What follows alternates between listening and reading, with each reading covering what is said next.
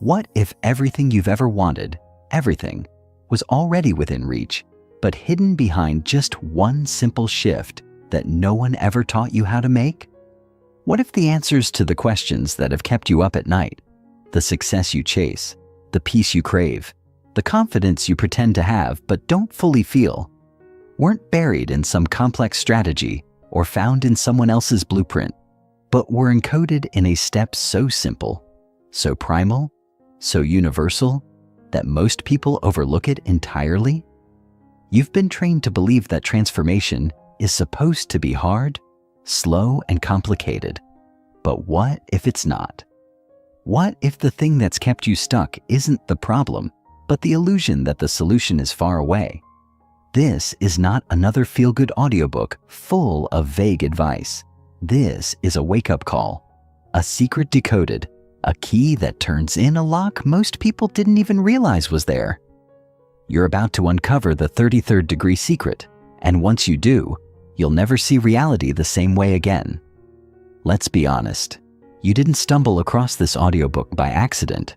Deep down, part of you already knows there's something more. You've felt it your whole life, haven't you? That hum beneath the noise, that voice behind the fear, that quiet inner truth whispering. There's a deeper level to this. You've done the work. You've read the books. You've tried the routines, the affirmations, the hustle, the healing, the seeking. And maybe it helped for a while. Maybe you've even built a life that looks successful on the outside. But secretly, something still feels off. Like you're playing a role, wearing a mask, holding back some epic, raw, untapped part of yourself. You can't quite name it, but you can feel it. A gap between who you are and who you know you're meant to be. That's what this audiobook is here to collapse, not by handing you more information, but by guiding you into one powerful inner shift that changes everything. And once you make it, nothing will be able to stop you. Now here's the part that no one talks about, the real meaning of the 33rd degree. You might think it's just a Masonic symbol, a number shrouded in mystery and secrecy. But behind that number lies an ancient truth. The 33rd degree isn't a rank, it's a revelation. It's not about elite knowledge, it's about complete embodiment. The 33rd degree represents the moment where knowing becomes being. It's the line where your inner world becomes so aligned, so activated, so unshakable, that your outer world has no choice but to shift in response. It's the frequency where your self-concept becomes your superpower, the energy where you stop seeking miracles and become one. That's why this book isn't a step-by-step process. It's one simple step, repeated with radical clarity. One step that shifts your reality, not gradually, but fundamentally. This is about resonance, identity, command. It's about no longer outsourcing your power to circumstances, people, or timing. Once you understand what the 33rd degree really symbolizes, you'll stop playing the game and start writing the rules. And listen, when I say one simple step, I don't mean easy. There's a reason most people never take it.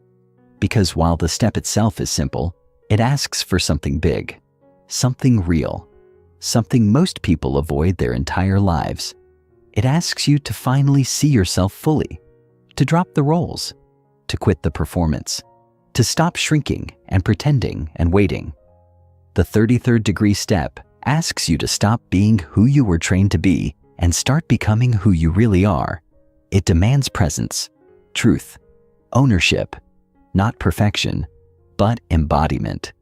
This one step calls you to become dangerous to mediocrity, allergic to self-abandonment, and immune to anyone's version of success, but your own. It asks you to stop managing your image and start commanding your reality. This is where the real shift happens. And once you make it, your old life becomes impossible to go back to. So, what can you expect from this audiobook?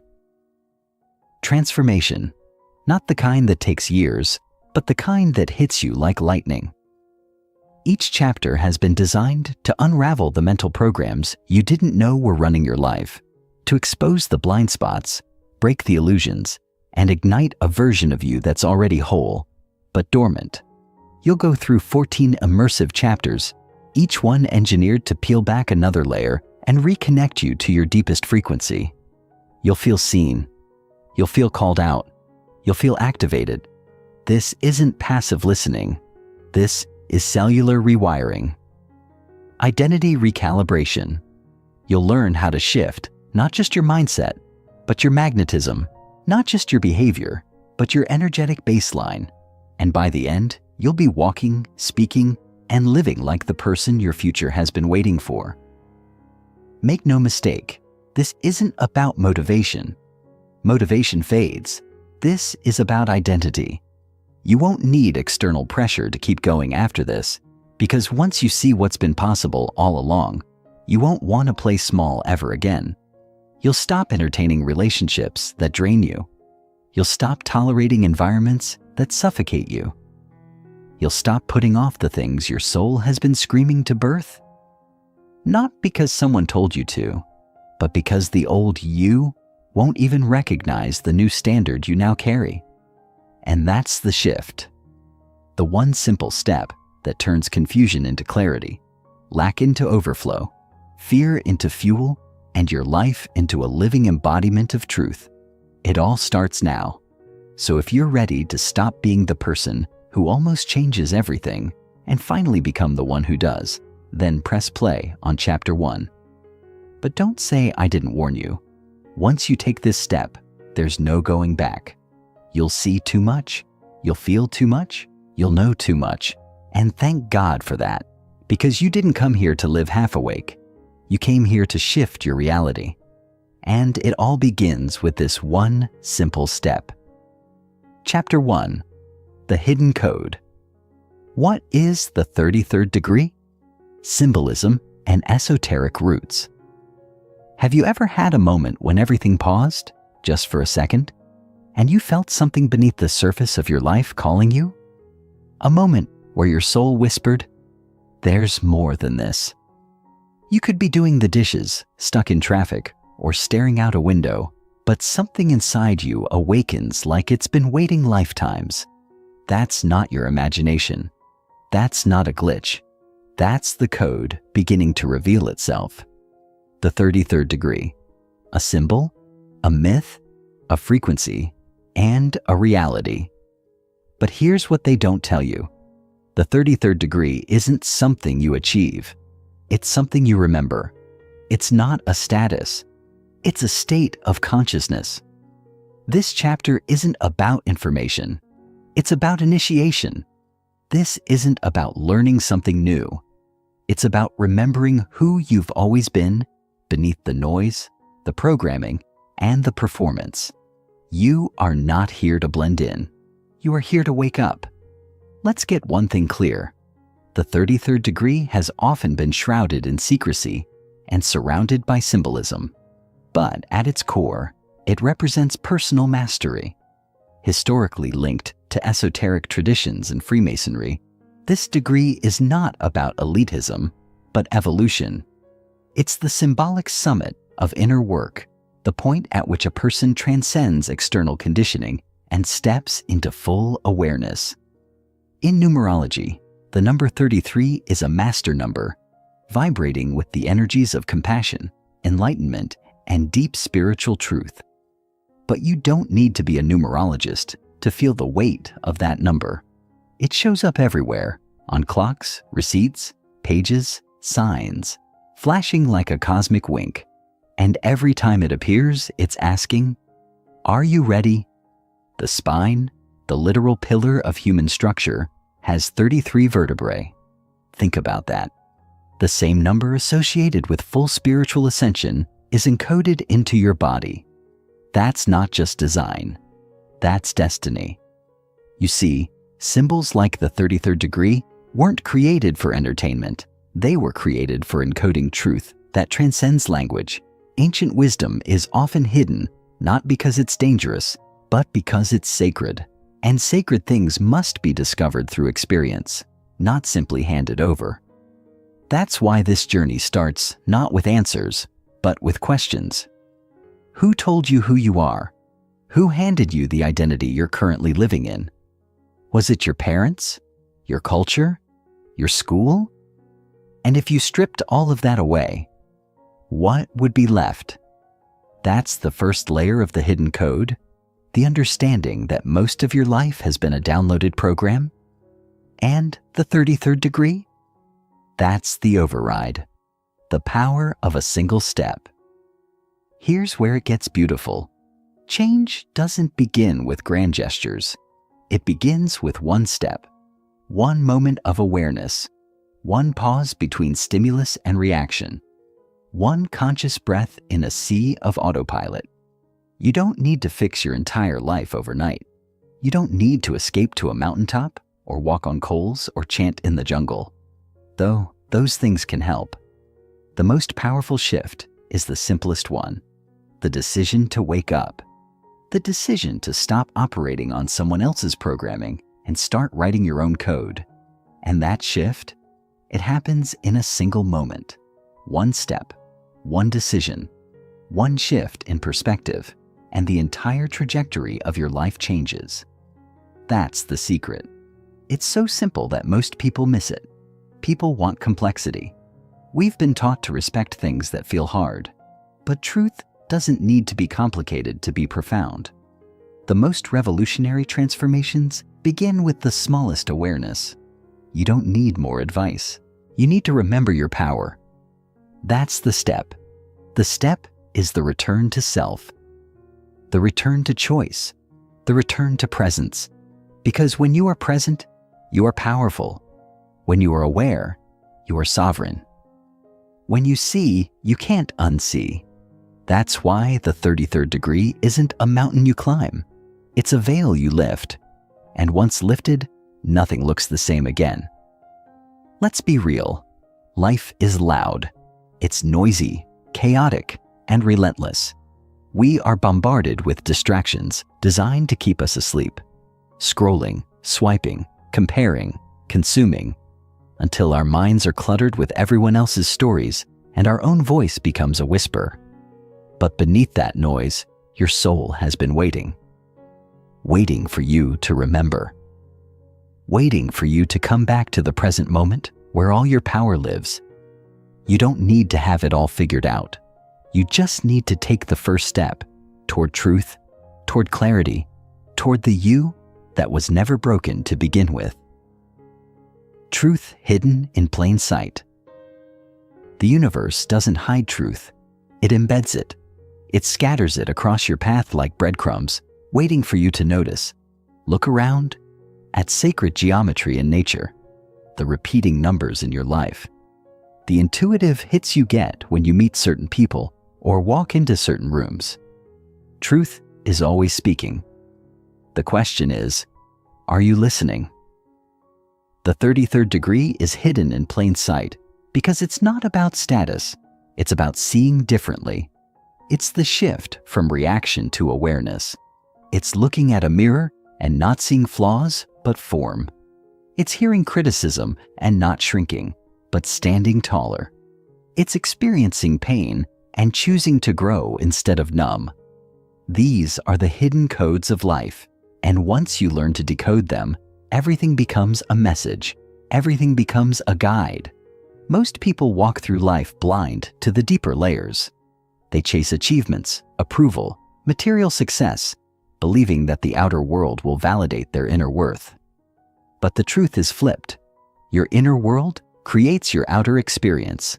You attract not what you want, but what you are. So if you want to change your world, don't chase. Shift. Shift your identity. Shift your energy. Shift the story you tell yourself every single day. That's how you begin to see what was there all along.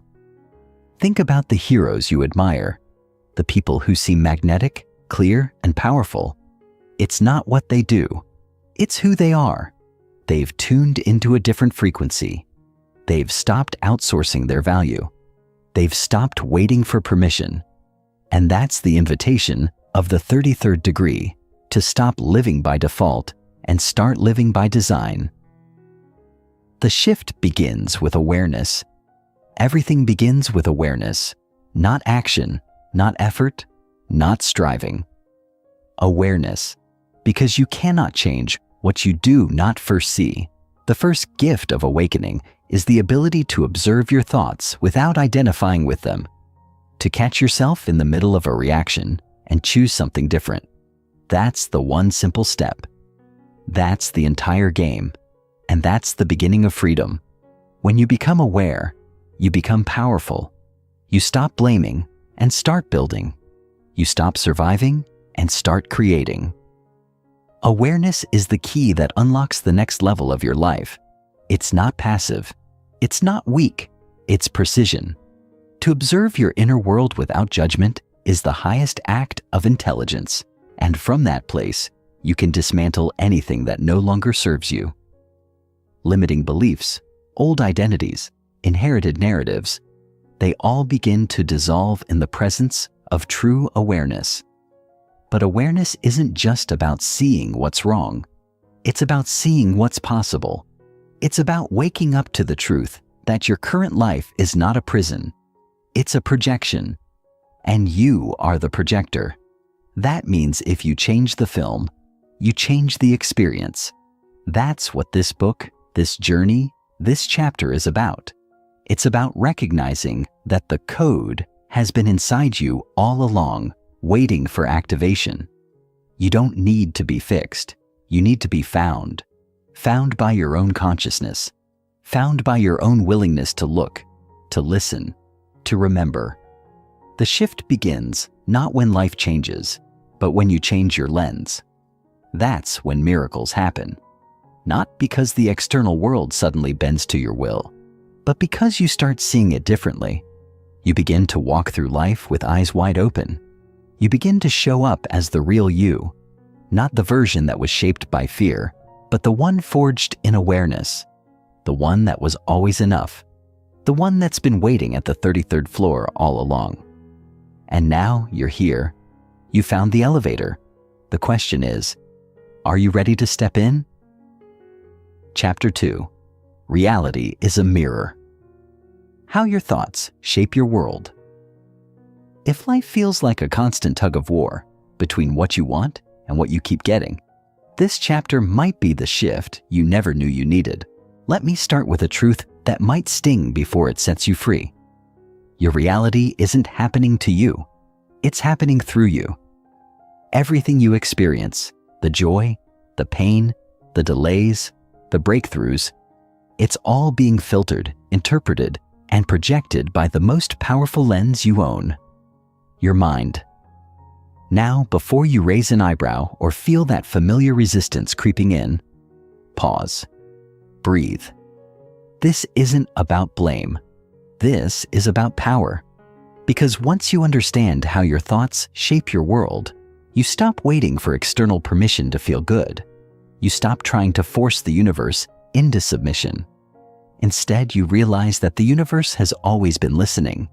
It's just been mirroring back the frequency you've been unconsciously broadcasting. Here's where it gets real. Most people go their entire lives trying to fix their outer circumstances, like rearranging the furniture in a burning house. They chase promotions, relationships, praise, validation, believing that something out there will finally bring peace in here. But it never works. Why? Because the external world is not the cause. It's the effect.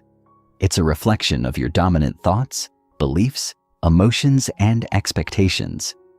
If you've ever heard someone say, "I knew that was going to happen," and they were right, you've witnessed this mirror effect in action. It's not magic. It's not luck. It's alignment. Your thoughts are energetic blueprints. When repeated with emotion and belief, they become commands to your subconscious, which then sets in motion a series of internal and external reactions designed to prove you right. Because your mind doesn't want you to be happy, it wants you to be correct. And if you believe the world is unsafe, or that people always leave, or that success is reserved for others, guess what? Your mind will work overtime to find evidence to support that belief. It will filter out the good, highlight the pain, and feed the very story that's been caging your potential. This is where your power comes back online, because once you see that your thoughts are shaping your world, you realize something extraordinary. You can choose different ones. You can shift your story. You can disrupt the loop. You can wake up from the trance of limitation and step into conscious creation. This is the core of the 33rd degree mindset. Radical responsibility paired with unshakable compassion. You are not at fault for your programming, but you are responsible for what you do with it now. That shift, from unconscious reaction to conscious response, is the step that turns mirrors into doorways. Let me tell you a story. A woman I once coached had spent years stuck in a loop of financial stress. No matter how hard she worked, how much she saved, or how many side hustles she started, she always seemed to just get by. She'd joke that money runs away from me. At first, it sounded harmless, but over time, I noticed it wasn't a joke, it was a belief. A narrative she'd repeated so many times that her subconscious had accepted it as law. So, we did the work. We unpacked her childhood experiences, the messages she absorbed from her environment, and the identity she had unknowingly built around struggle. And slowly, gently, she rewrote that story. She began to speak differently, expect differently, and most importantly, feel differently about abundance. Within months, her financial reality shifted, not because she suddenly became lucky, but because she stopped projecting the old story into the mirror of life. She changed her frequency, and reality responded. That's not a fluke. That's alignment, projection, and perception explained. Think of your mind like a projector in a dark room. The film loaded inside it, your beliefs, stories, and expectations, gets cast onto the screen in front of you. Which is your life? What you see isn't necessarily truth. It's a reflection of your perception. And if the film inside is filled with fear, unworthiness, resentment, or shame, no matter how beautiful the world actually is, your experience of it will be dimmed, distorted, and disconnected. You'll walk through paradise, but feel like you're trapped, because the prison was never outside. It was in your lens. But here's the catch. Perception isn't fixed. It's learned. And anything learned can be unlearned. When you shift your perception, you're not ignoring reality. You're redefining it. You're choosing to see through a different filter. That's not delusion. That's discernment. There's an ancient saying, we don't see things as they are. We see them as we are. That single insight, when fully embodied, can transform your entire life. It means you don't need to manipulate circumstances to feel peace. You just need to change the way you look at them. I want you to consider this. What if everything that triggers you is actually trying to teach you? What if every frustration is an invitation to evolve? What if the difficult people in your life are mirrors reflecting back the parts of you that are asking for attention, for healing, for integration? The moment you adopted this lens, the world stops being against you and starts being for your evolution. And once that switch flips, you step into the most empowered role there is, creator. This doesn't mean bypassing your emotions or pretending everything is fine. Quite the opposite. It means becoming so self-aware that even your most painful emotions become allies. You stop asking, why is this happening to me? And start asking, what is this showing me about me? That question, one question, can become your daily compass. And every time you answer it with honesty, you pull another thread of unconsciousness out of your field. You become lighter, clearer, more sovereign. The mirror gets cleaner, and the reflection begins to change. Emotional resonance and reflection. Let's talk about the emotional frequency you're broadcasting. Every thought you think generates a corresponding emotion. and those emotions radiate out from you like a signal. You've felt this before. You walk into a room, and without anyone speaking, you can feel the energy. Maybe it feels tense, or warm, or cold, or magnetic. That's emotional resonance, and it works both ways. You are constantly emitting energy, and that energy becomes the magnet that pulls experiences toward you. Not based on what you say you want, but based on what you consistently feel.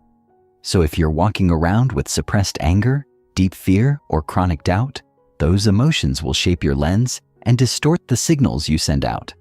You might smile on the outside, but if your core vibration is fear-based, life will keep mirroring back reasons to be afraid.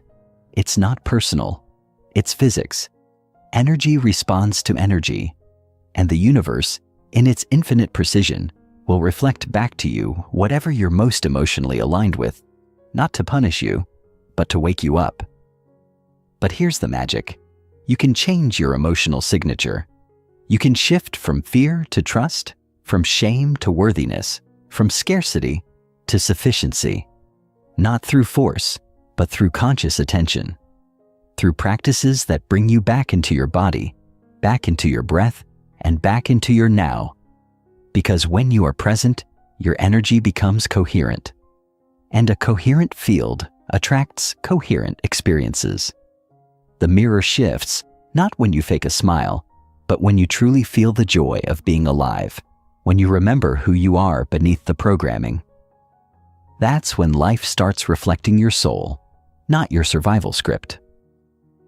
Tuning into the frequency of change. The truth is, you don't need to chase change. You need to tune into it. Just like a radio, the signal is already out there. The version of you who feels free, fulfilled, magnetic, and grounded, that version exists, not someday. Now. But to experience it, you have to match the frequency. You have to become emotionally, mentally, and energetically aligned with that identity. That's what tuning in means. It's not about effort. It's about resonance. So ask yourself, what would it feel like to already be that version of you? What would you believe? How would you carry yourself? What would you stop tolerating? What would you start claiming? These are not just mindset exercises. They are frequency activations. Every time you embody that future self, even for a moment, you send a new signal into the field. And that signal draws in new opportunities, new people, new paths. Not because you forced it, but because you became it. This is the mirror of reality. It doesn't respond to wishful thinking. It responds to embodied energy. So the next time something triggers you, don't just react, reflect. Ask, what am I broadcasting right now? What belief is this moment revealing? What would my highest self choose here? And then, choose differently. Even 1 degree of shift, repeated with intention, can change your entire direction. Chapter 3. The one step that changes everything from reaction to response. There's a moment, so subtle, so fleeting, that it often slips by unnoticed. A moment that lives between stimulus and response. Something happens. Someone says something. A challenge arises, and before we know it, we're reacting. Emotionally, defensively, habitually. Most people live their entire lives inside this knee-jerk cycle, mistaking reactivity for identity. But what if I told you that the most powerful transformation you'll ever experience, the one step that changes everything, begins not in doing more, but in doing differently, specifically in choosing your response? That's the first domino. That's the awakening moment. And it's not reserved for monks on mountaintops or mystics lost in the forest. It's available to you, right here, right now, in the heat of your everyday life. When you live in reaction, you're a puppet of your past. Your nervous system is hijacked by old wounds. Your thoughts are echoes of inherited beliefs, and your emotions become predictable scripts that keep recreating the same reality over and over. It's not your fault. The world conditions us to react. Media thrives on outrage. Culture rewards instant gratification. Survival patterns, developed in childhood or trauma, get mistaken for personality traits. But reaction isn't truth. It's training. And that means it can be untrained.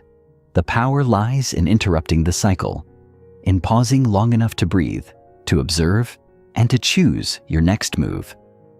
That moment of conscious choice breaks the loop of the past and opens a portal into a new future. When you shift from reaction to response, you reclaim sovereignty. You stop handing over your emotional state to every trigger, every disappointment, every delay. You become internally sourced. You begin to respond from presence, not programming. And let me tell you, there's nothing more magnetic than a human who owns their energy. When people around you lash out and you remain grounded, not out of suppression, but out of true centeredness, you become a mirror that reflects back their chaos while refusing to participate in it. You become a calming force. You become a signal of leadership, of mastery, of maturity. And life begins to meet you at that level. This isn't about being passive. It's about being powerful. Because the most powerful people aren't the loudest in the room. They're the ones who can choose how to respond when their entire body wants to scream. They're the ones who can meet adversity without collapsing, hold boundaries without guilt, and speak truth without needing to dominate. That kind of power doesn't just change conversations, it shifts timelines. Conscious observation, the gateway. Now let's talk about how you actually do this. How do you create space between the trigger and the reaction? How do you catch yourself mid-pattern and choose differently when the programming feels so automatic? The answer is deceptively simple, yet profoundly transformative. Conscious observation. Observation is not the same as thinking. Thinking can spiral. Thinking can deceive. But observation is spacious. It's the part of you that watches the thoughts without getting entangled in them. It's awareness, it's presence, and it is your gateway to liberation. Imagine you're watching a storm from inside a glass room. The wind howls, the rain lashes, lightning cracks, but you're untouched. You see it all, but you are not in it. That's what conscious observation feels like. Your emotions may rise, your thoughts may surge, but you don't immediately believe or react to them. You witness. And that witnessing creates distance. That distance creates choice. And choice is where the old story ends and a new one begins. The reason this is so powerful is because most of your reactions are not coming from the present moment. They're coming from past imprints stored in your body. That sarcastic comment from your coworker? It echoes an old memory of not being respected. That text left unread? It scratches the wound of abandonment. That rejection, it reactivates the belief that you're not enough. But when you're in observation, you can see the wound without being the wound. You can say, this isn't about them. This is about me, and I have the power to choose differently. This shift from identification to observation is the crux of emotional freedom. Because once you can see a pattern, you're no longer its prisoner. You become its editor. And in that role, you get to revise the story. You get to keep what empowers you and release what doesn't. That's not just healing, that's authorship. Reclaiming the now. One of the great tragedies of modern life is that most people are never fully here.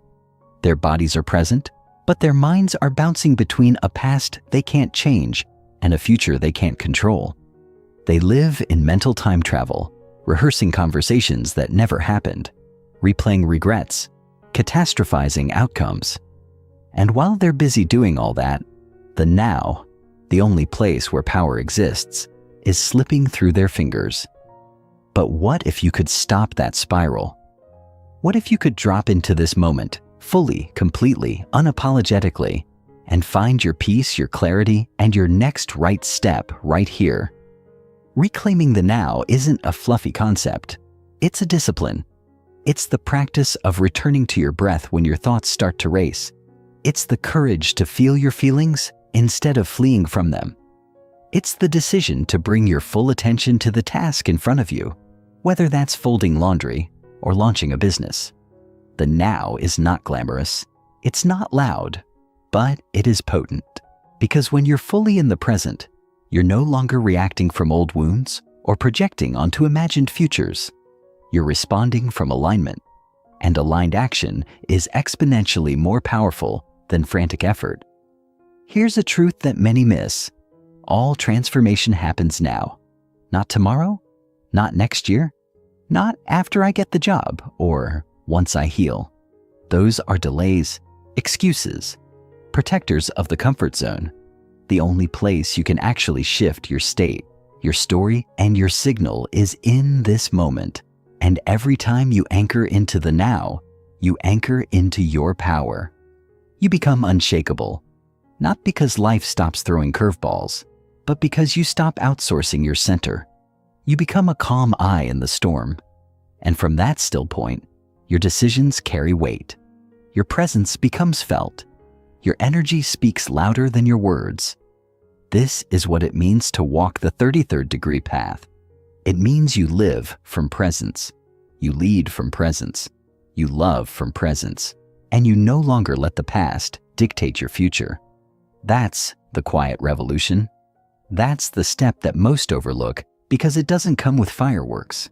But make no mistake, it is the single step that sets everything else in motion. Becoming the author of your story. Let's bring it all together. Once you move from reaction to response, from identification to observation, from projection to presence, you stand at a new threshold. And on the other side of that threshold is authorship. The realization that you are not just a character in the story. You are the writer. You get to shape the narrative. You get to choose the arc. You get to decide what meaning you assign to every plot twist, every conflict, every scene. And once you own that truth, you stop waiting for permission. You stop playing small. You start editing the beliefs that limit you, highlighting the ones that empower you, and crafting a story that actually reflects your essence, not your wounds. Now, authorship is not about denial. It's about direction. It's not pretending the past didn't happen. It's deciding what you make it mean. Because two people can go through the same fire. One comes out bitter, the other comes out wiser. The difference isn't the event. It's the story they told themselves about the event. And that story becomes the seed of their future. So what's the story you're telling right now? About your worth? About your capabilities? About your destiny? Is it a story of survival or one of sovereignty? Here's the truth. The pen has always been in your hand. You may have forgotten. You may have let others write for you, parents, society, past lovers, failures. But the pen never left. And this chapter, this moment, is your invitation to pick it back up, to stop repeating old paragraphs and start writing new ones, to stop reacting and start responding, to stop living as a reflection of your programming and start leading as a reflection of your power. This is not just a mindset shift, it's an identity shift. And identity shifts are the foundation of lasting transformation. Because when your identity changes, your habits follow, your decisions follow, your energy follows, and your reality reflects it all. That's the mirror. That's the magic. That's the step that changes everything. Not because it's flashy, but because it's foundational. So the next time you feel the pull to react, to defend, to doubt, to run, pause, breathe, observe, and remember, you are not your reaction. You are not your fear. You are not your past. You are the one who chooses. You are the one who writes. You are the one who responds from wisdom, not wounds. And with that response, you set a new reality into motion. Chapter 4. Unveiling the Mind's Programming, the Subconscious Blueprint. Let's start with something that might shake you to your core. 95% of your daily actions, decisions, and emotional responses are not conscious choices. They are automatic, subconscious, pre-programmed. Which means, most of the time, it's not you making the decisions, it's your programming. That can feel scary, but it's actually a gift. Because if your life is being created by a hidden script, then changing your life is as simple and as profound as rewriting that script. But first, you have to see it. You have to unveil it. You have to meet the subconscious blueprint that's been running the show behind the curtain of your awareness. You were born into this world a blank canvas, a being of infinite potential, pure curiosity, and unfiltered presence. And then, slowly but surely, the programming began. Not maliciously, not even intentionally, but relentlessly. Words spoken in passing became gospel. Tones of disapproval shaped your sense of safety. Behaviors modeled by your caregivers taught you who to be and how to behave. Over time, these repeated inputs formed patterns, and those patterns calcified into beliefs, and those beliefs became your subconscious operating system, the hidden architecture that now determines how you love, how you trust, how you view money, success, self-worth, possibility. You're not broken. You're just running outdated software. The subconscious doesn't respond to logic. It responds to repetition, emotion, and environment. So even if you consciously say, "I want to be successful," but your subconscious holds a buried belief that success equals abandonment or danger or not being good enough, you'll sabotage it. Not out of weakness, but out of protection. The mind's job is not to make you happy. It's to keep you safe. And if your mind learned at some point in the past that being seen, being wealthy, being loved came with pain or risk, it will create every excuse, distraction, or detour to keep you in the known.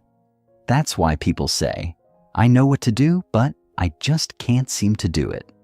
It's not about discipline. It's about programming. To rewrite this blueprint, you must first reveal it, and that requires radical honesty. It requires pausing long enough to ask yourself, what beliefs am I running that I never chose? What assumptions do I carry about myself, others, or the world that I inherited, absorbed, or endured, but never examined? That's the inner excavation. That's the beginning of freedom. Because what you don't reveal, you cannot heal. And what you don't own will quietly own you. Generational and social conditioning. Now let's go deeper, because your programming didn't begin with you. It began generations ago. The thoughts you think may not be yours. The fears you carry may be echoes of your ancestors. Science now confirms what mystics have always known. Trauma, belief systems, and emotional patterns can be passed down through generations via epigenetics and behavior modeling. That means your grandmother's scarcity may live in your budget. Your father's anger may show up in your relationships. Your mother's insecurity may echo in your self-talk. We inherit more than eye color. We inherit pain, perspectives, and paradigms. But here's the empowering truth. You are the interruption. You are the pattern breaker. The cycle ends with you. Social conditioning adds another layer. From the moment you enter society, you're taught how to conform. Schools condition obedience. Media programs comparison. Culture celebrates hustle, shame, image, conformity. You're fed ideals of success that are externally defined and often spiritually empty. You're trained to value productivity over presence, popularity over authenticity, answers over curiosity. And if you're not awake, you'll chase goals that were never yours. You'll live lives built on should instead of soul. You'll sacrifice your essence for acceptance and call it ambition. Waking up from this conditioning isn't an act of rebellion. It's an act of remembrance. You are not who society told you to be. You are not limited by your lineage. You are not bound by your upbringing. You are a sovereign being, capable of discerning, defining and directing your own narrative. But first, you must become conscious of the unconscious. You must bring awareness to the autopilot. You must zoom out and ask, whose voice is this? Whose dream am I chasing? Whose fear am I living out? Because only when you question the source can you reclaim your truth. And let me be clear, this isn't about blaming your parents, your culture, or your past. It's about liberating yourself. They did the best they could with the tools they had. Now it's your turn. You get to build new tools. You get to upgrade the operating system. You get to create an inner environment that's aligned with where you're going, not where you've been. That's not just healing. It's evolution. Identifying limiting scripts. So how do you spot these invisible scripts that are quietly shaping your reality? You look at the patterns. Your life is a mirror, and the reflections don't lie. Repeated cycles are clues.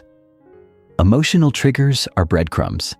The stories you keep telling about why you can't, why it's hard, why it never works, those are the scripts. And they usually come disguised as facts. But they're not facts. They're filters. Filters that color your perception, narrow your choices, and keep you reliving the past instead of rewriting it. Here's a truth that might sting at first, but liberate you later. If a pattern keeps repeating in your life, be it toxic relationships, financial struggle, self-doubt, or burnout, it's not just bad luck. It's a loop. And every loop has a root. Find the root, and you set yourself free. Maybe the root is a belief like, I'm not worthy of love, or people always leave, or success means I'll lose myself.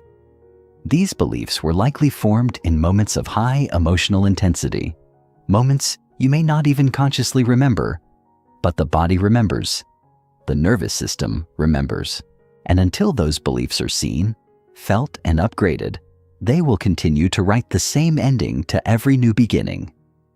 One powerful way to identify these scripts is to journal your emotional reactions. Anytime you feel a strong emotional charge, anger, jealousy, fear, shame, pause. Don't analyze it right away. Just write down what happened, how you felt, and what thoughts ran through your mind. Then look for the deeper story beneath those thoughts. What belief is being activated? What fear is being exposed? If you keep asking why like a curious child, eventually you'll hit the core. And once you see the core, you can start to question it, challenge it, rewire it. Another way is to listen to your language. Pay attention to phrases like, I always, or I never, or that's just how I am. Those are script cues. Any statement that feels absolute, rigid, or final is usually a protective mechanism. But identity is fluid, and your mind is neuroplastic, which means your scripts are not your sentence. They're your starting point. Rewriting your internal code. Now we arrive at the most exciting part, the rewriting.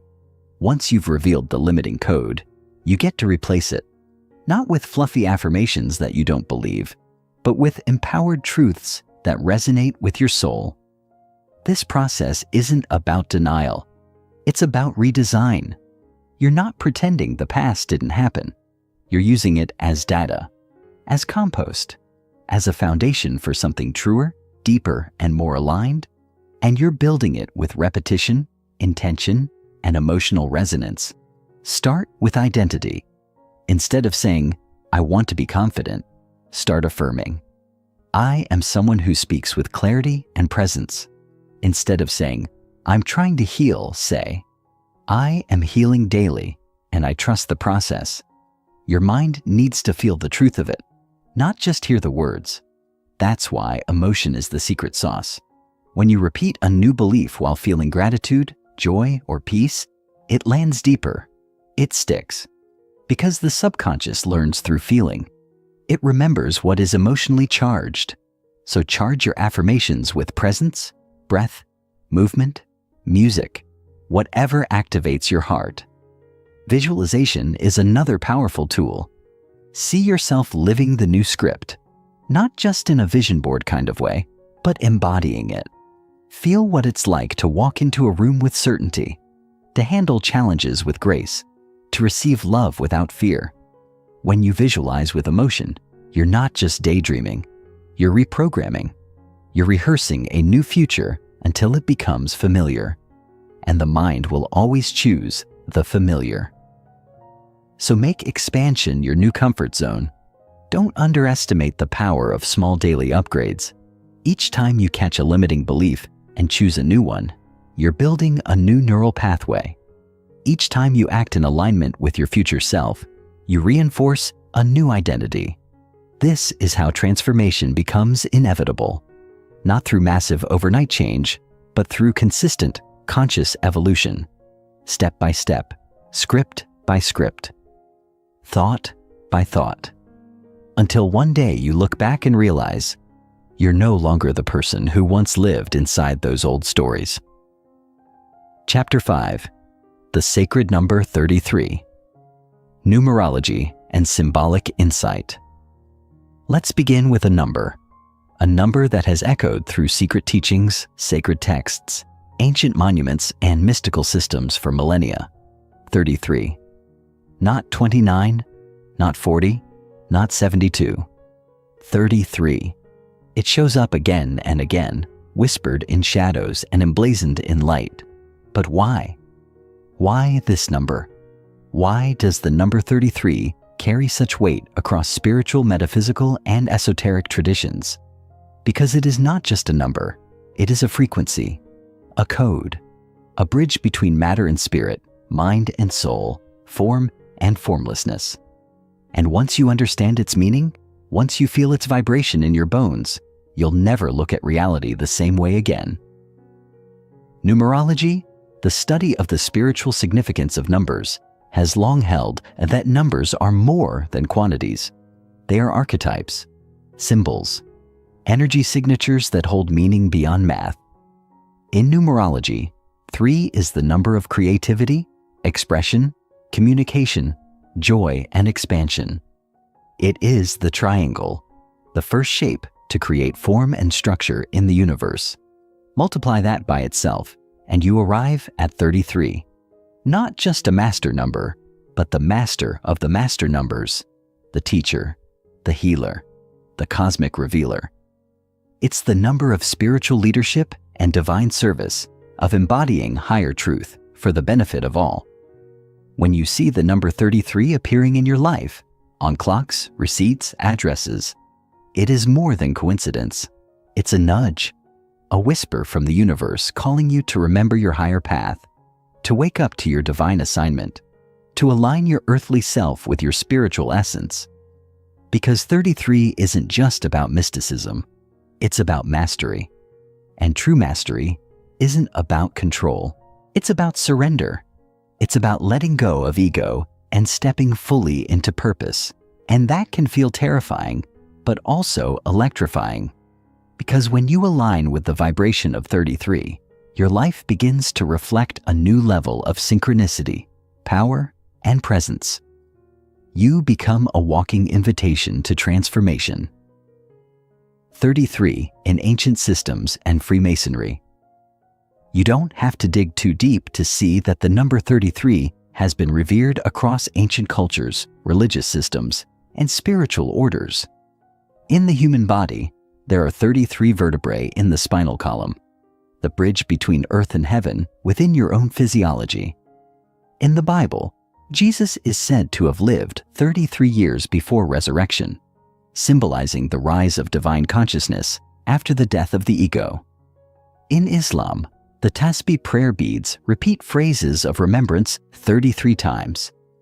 In Hinduism, the Rigveda speaks of 33 deities. And in Buddhism, the Triastrimsa heaven, the second level of heaven, is ruled by 33 gods. This is not random, it's revelation.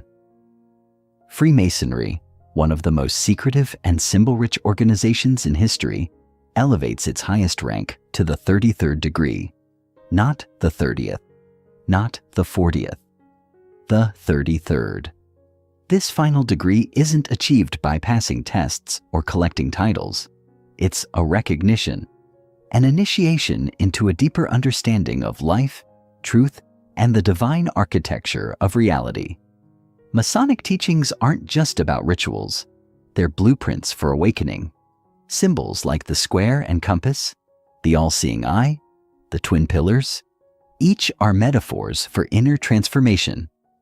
The 33rd degree is symbolic of reaching a level where knowledge becomes wisdom and wisdom becomes embodied. It's not about hoarding secrets. It's about living truth. Even in architecture and global design, you can find this number encoded. Ancient pyramids, temples, and sacred cities often align to coordinates or patterns involving the number 33. The 33rd parallel north passes through some of the most geopolitically charged locations in the world, from ancient Babylon to modern-day conflict zones. Coincidence or code? What if the number 33 is a signal, a celestial password woven into reality, waiting for those with eyes to see and hearts to feel? But here's the most important part. You don't have to be a Mason, a monk, or a mystic to access the energy of 33. You just have to be willing to shift, to elevate, to let go of the old self and embrace the higher self. Because the number is not the magic. You are. The number is just the mirror, ascension and mastery. It's a word we throw around often, but few understand its depth. Mastery is not perfection. It's not the absence of struggle. It's not being above pain or beyond human experience. Real mastery is the ability to remain conscious within it all, to choose love in the face of fear, to respond instead of react, to stand tall even when your knees tremble. The number 33 represents this level of living, a soul that has walked through fire, not to escape it, but to transmute it. A being that teaches by being. That shifts reality, not by force, but by frequency. Ascension is not about escaping your body or floating above the world. It's about embodying your divinity while walking through this human experience. It's about raising your internal vibration so high that even your shadows begin to alchemize. It's about elevating your perspective until every problem becomes a portal, every wound becomes a window, and every trigger becomes a teacher. This is what 33 invites you into, a path of embodied enlightenment. You don't need a robe, a title, or a mountaintop. You need presence, courage, integrity, and an unshakable commitment to truth. What does mastery look like in real life? It looks like holding space instead of taking space, listening deeply instead of proving loudly, acting from intention rather than impulse, creating with purpose not from fear, choosing healing when judgment would be easier, and showing up every day with the quiet fire of someone who knows who they are, not in arrogance, but in reverence. Because mastery is not about being above others. It's about being anchored in self so deeply that your presence lifts others. The path of 33 isn't for the faint of heart. It requires you to die to every false version of yourself, to shed the layers of people-pleasing, performing, and pretending, to leave behind the identities you outgrew, but kept wearing out of habit. It's the kind of transformation that burns. But on the other side, you become someone new, not because you added something, but because you finally remembered who you were. The spiritual geometry of transformation. Every number has a shape, and every shape tells a story. 3, as we mentioned earlier, forms a triangle, the first closed shape in geometry. It represents harmony, balance, and the divine triad, mind, body, spirit. When you triple this form, when you enter the geometry of 33, you enter a higher resonance of creation. You are no longer operating in isolated energies. You are weaving them together, integrating them, mastering the structure of your soul. Sacred geometry tells us that reality is built on patterns, fractal, recursive, precise. The Fibonacci sequence, the golden ratio, the flower of life. These aren't just pretty designs. They are the fingerprints of creation. And they all point to one truth. Transformation is a structured process. It is not chaos, it is coded. And 33 is part of that code. It signals a moment when the structure of your inner world is being rewritten, when your energetic blueprint is ready for an upgrade, when you are being invited to build something new, not just outside, but within.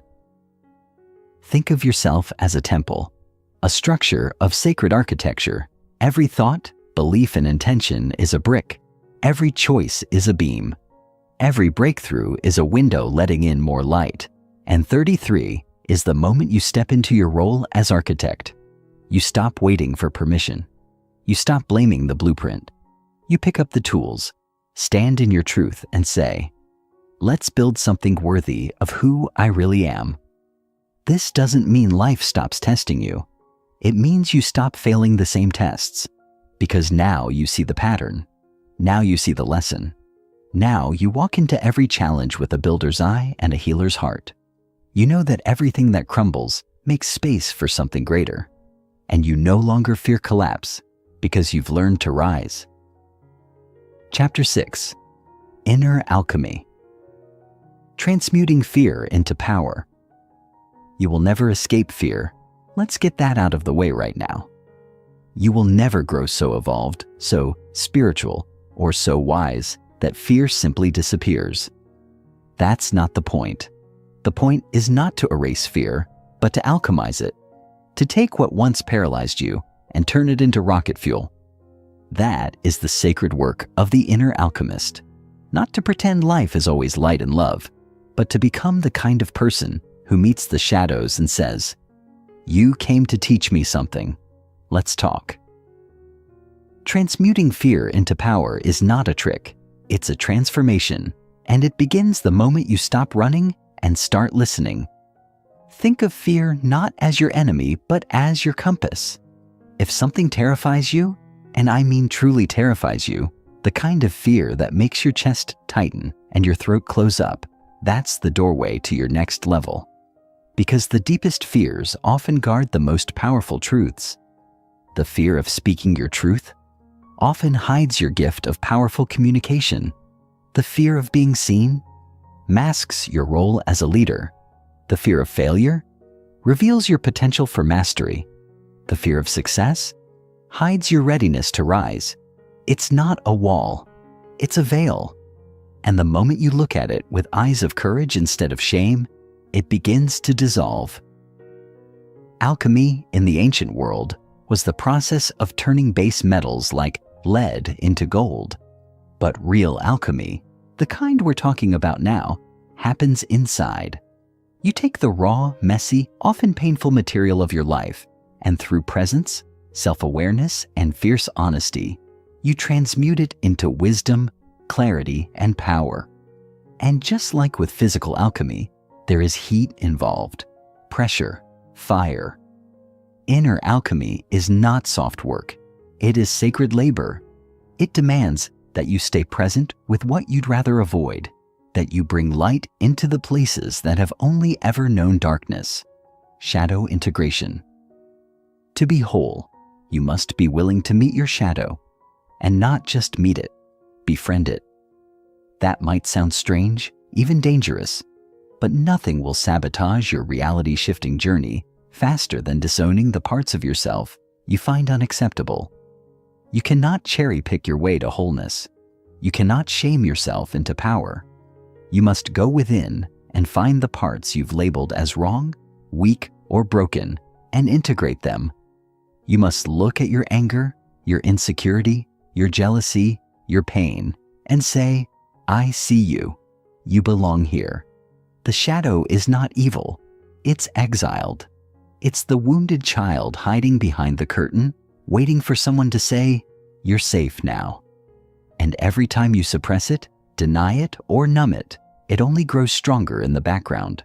The more you ignore your shadow, the more it controls you. But when you face it, when you sit with it without flinching, you reclaim your power. You stop being at war with yourself. You stop projecting your unhealed parts onto others.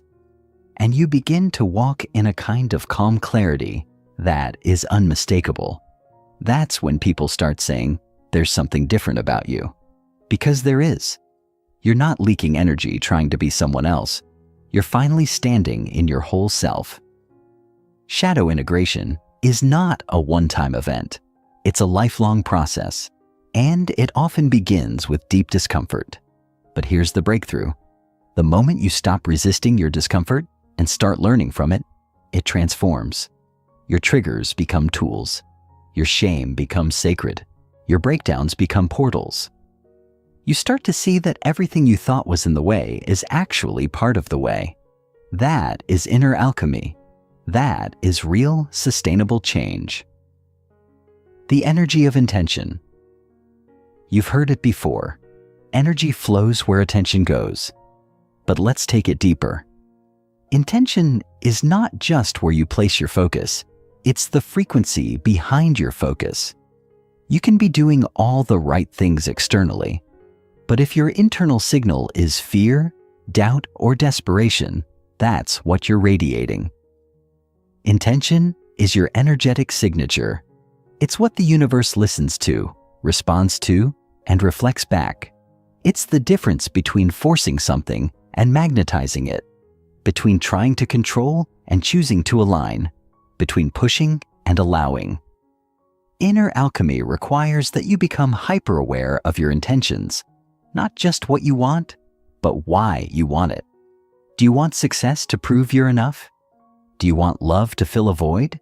Do you want peace so you can avoid conflict? These unconscious motives shape your results more than any goal-setting session ever could, because life doesn't respond to what you say. It responds to what you believe, to the energetic truth you carry in your body. That's why two people can say the same affirmation, but only one experiences change.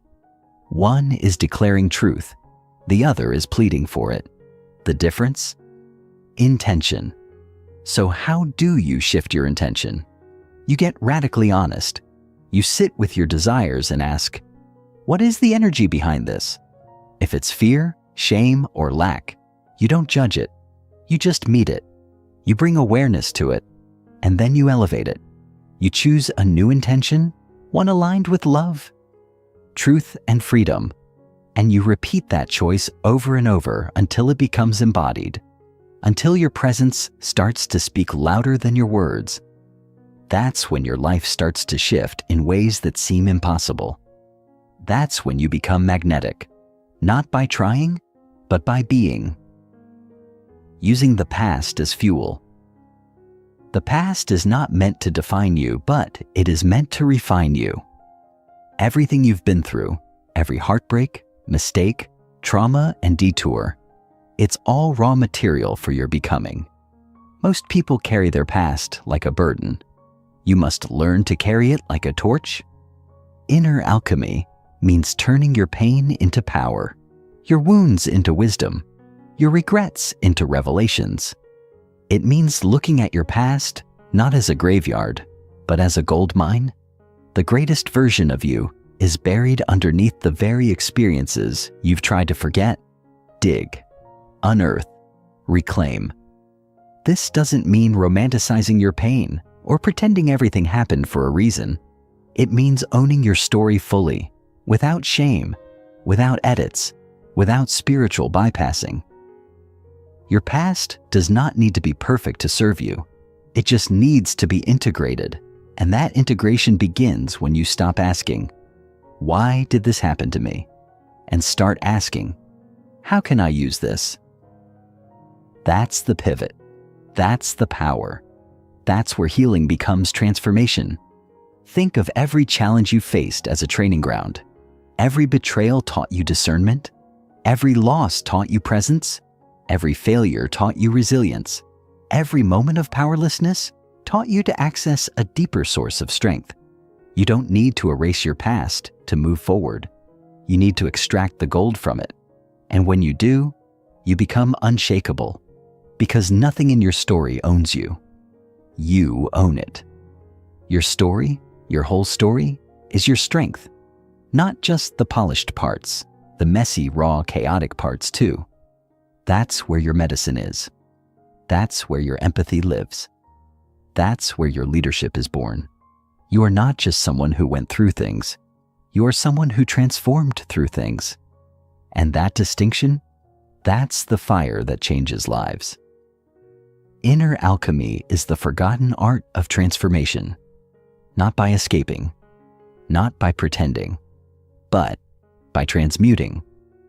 By meeting yourself fully and fiercely. By holding both your light and your shadow with reverence. By moving from reaction to intention. By using every piece of your story as fuel. This is not work for the faint-hearted. This is the work of initiates, of masters in the making. And the truth is, you don't have to wait until you're healed to start living this way. You just have to decide, right now, that you will no longer outsource your power, suppress your pain, or postpone your truth. You are the alchemist. You are the fire. You are the one who turns lead into gold. Don't wait for someone to hand you the formula. You are the formula. Trust that. Stand in that.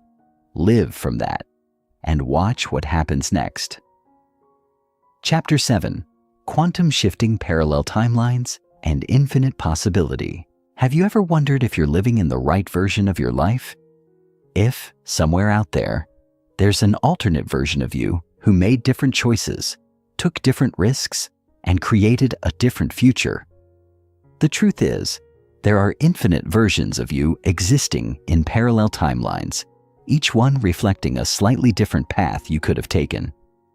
Every choice you make, every thought you think, creates a new timeline, a new reality. This is the mind-blowing concept of quantum shifting. And it's not just theory, it's the science of your reality.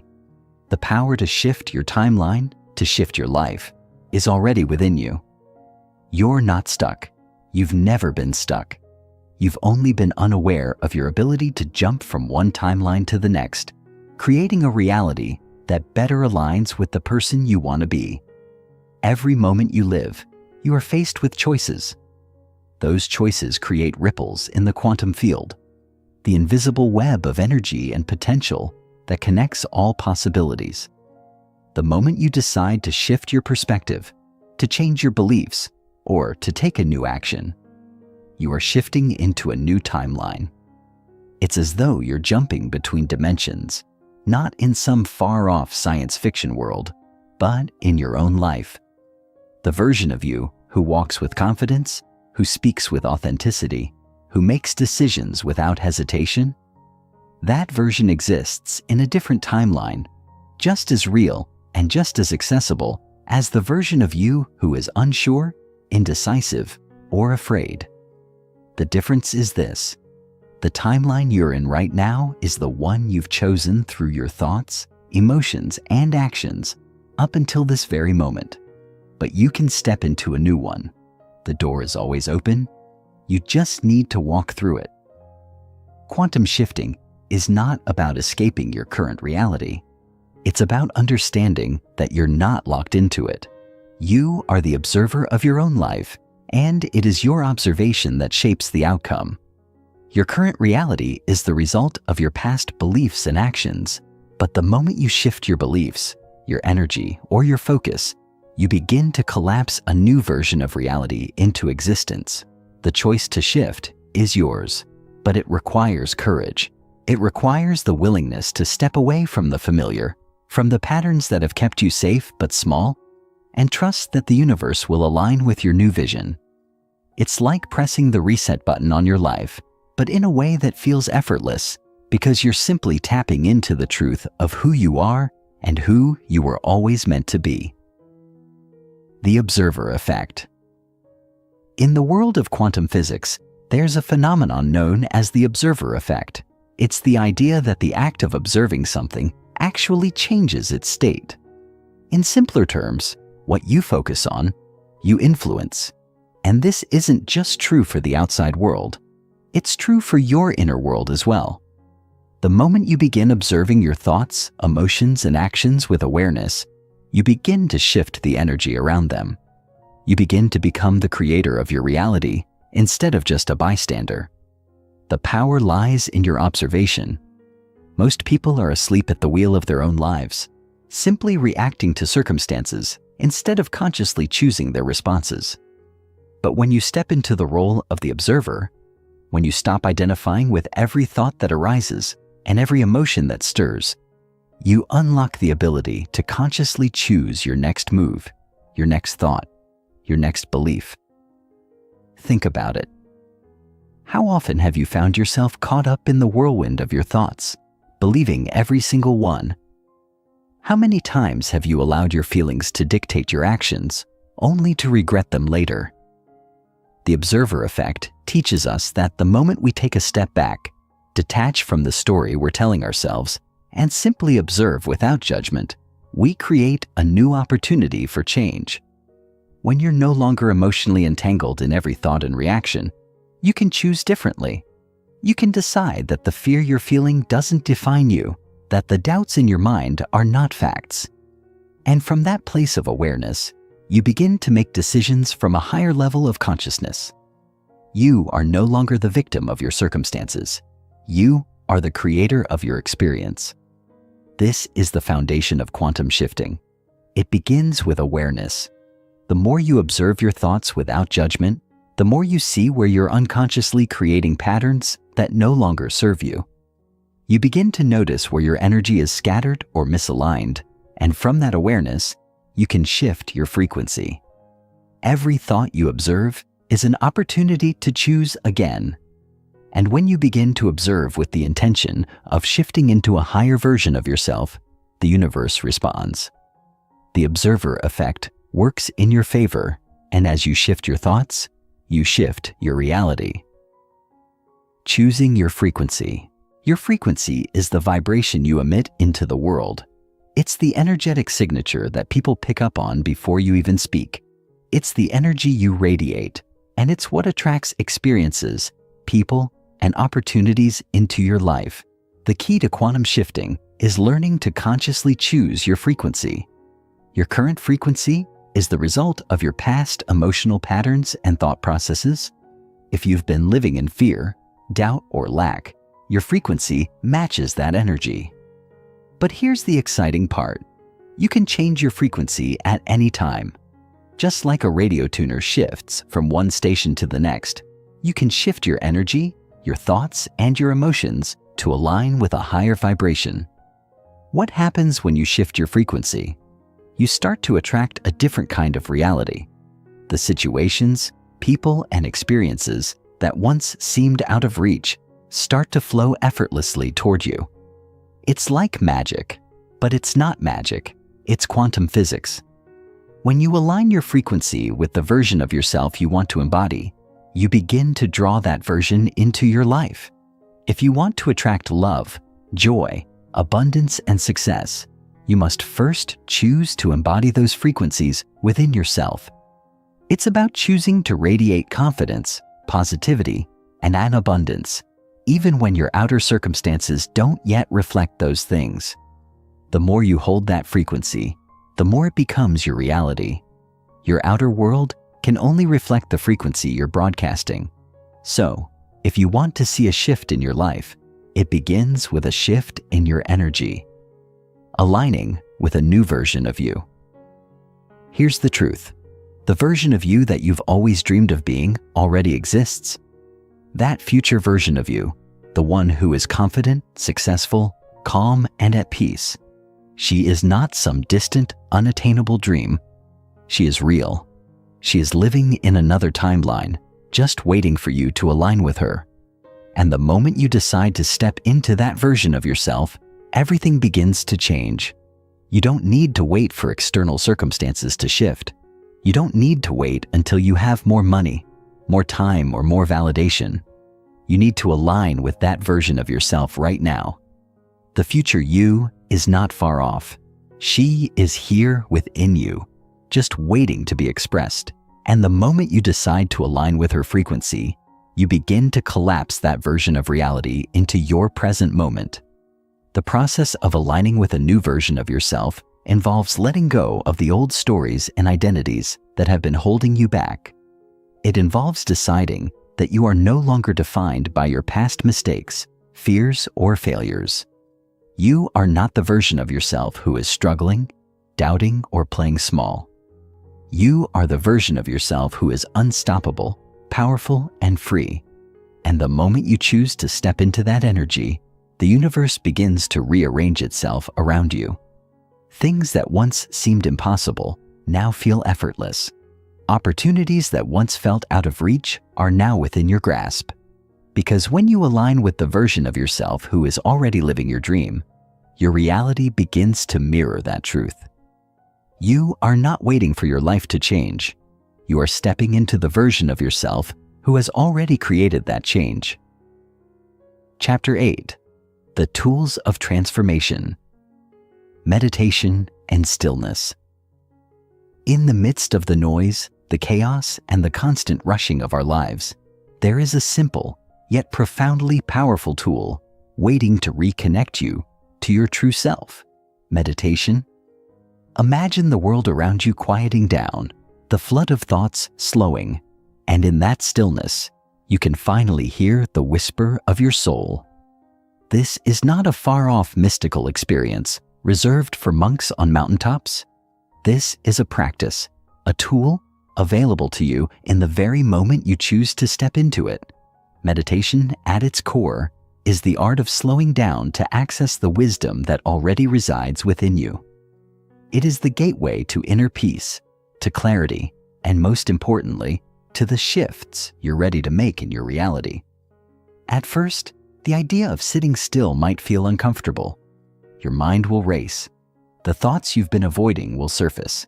You might think, "I'm not doing this right." But here's the truth. There's no wrong way to meditate.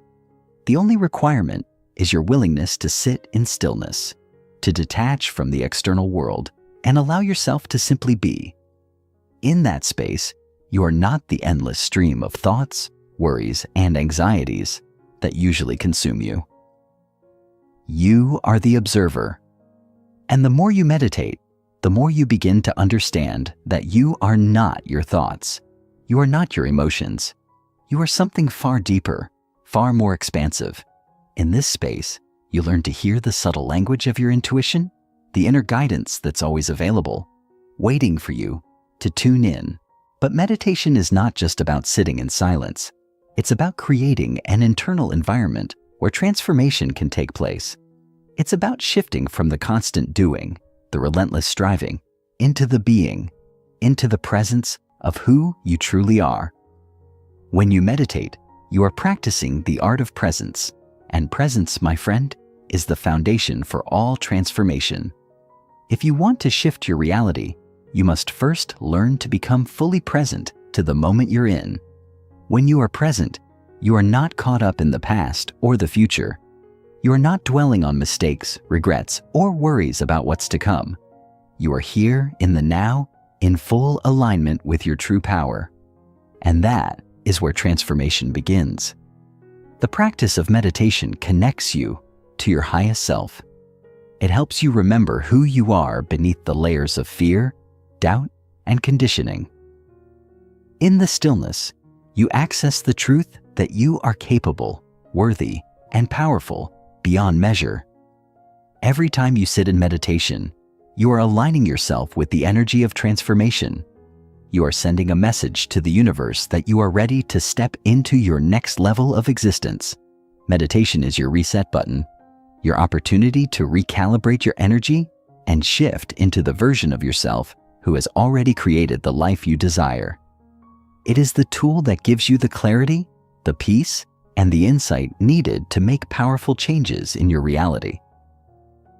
Visualization and identity creation. If meditation is the gateway to transformation, visualization is the map. Visualization is the art of creating a mental picture of the reality you desire and aligning yourself with the emotions, thoughts, and beliefs that match that picture. This tool is more than just wishful thinking.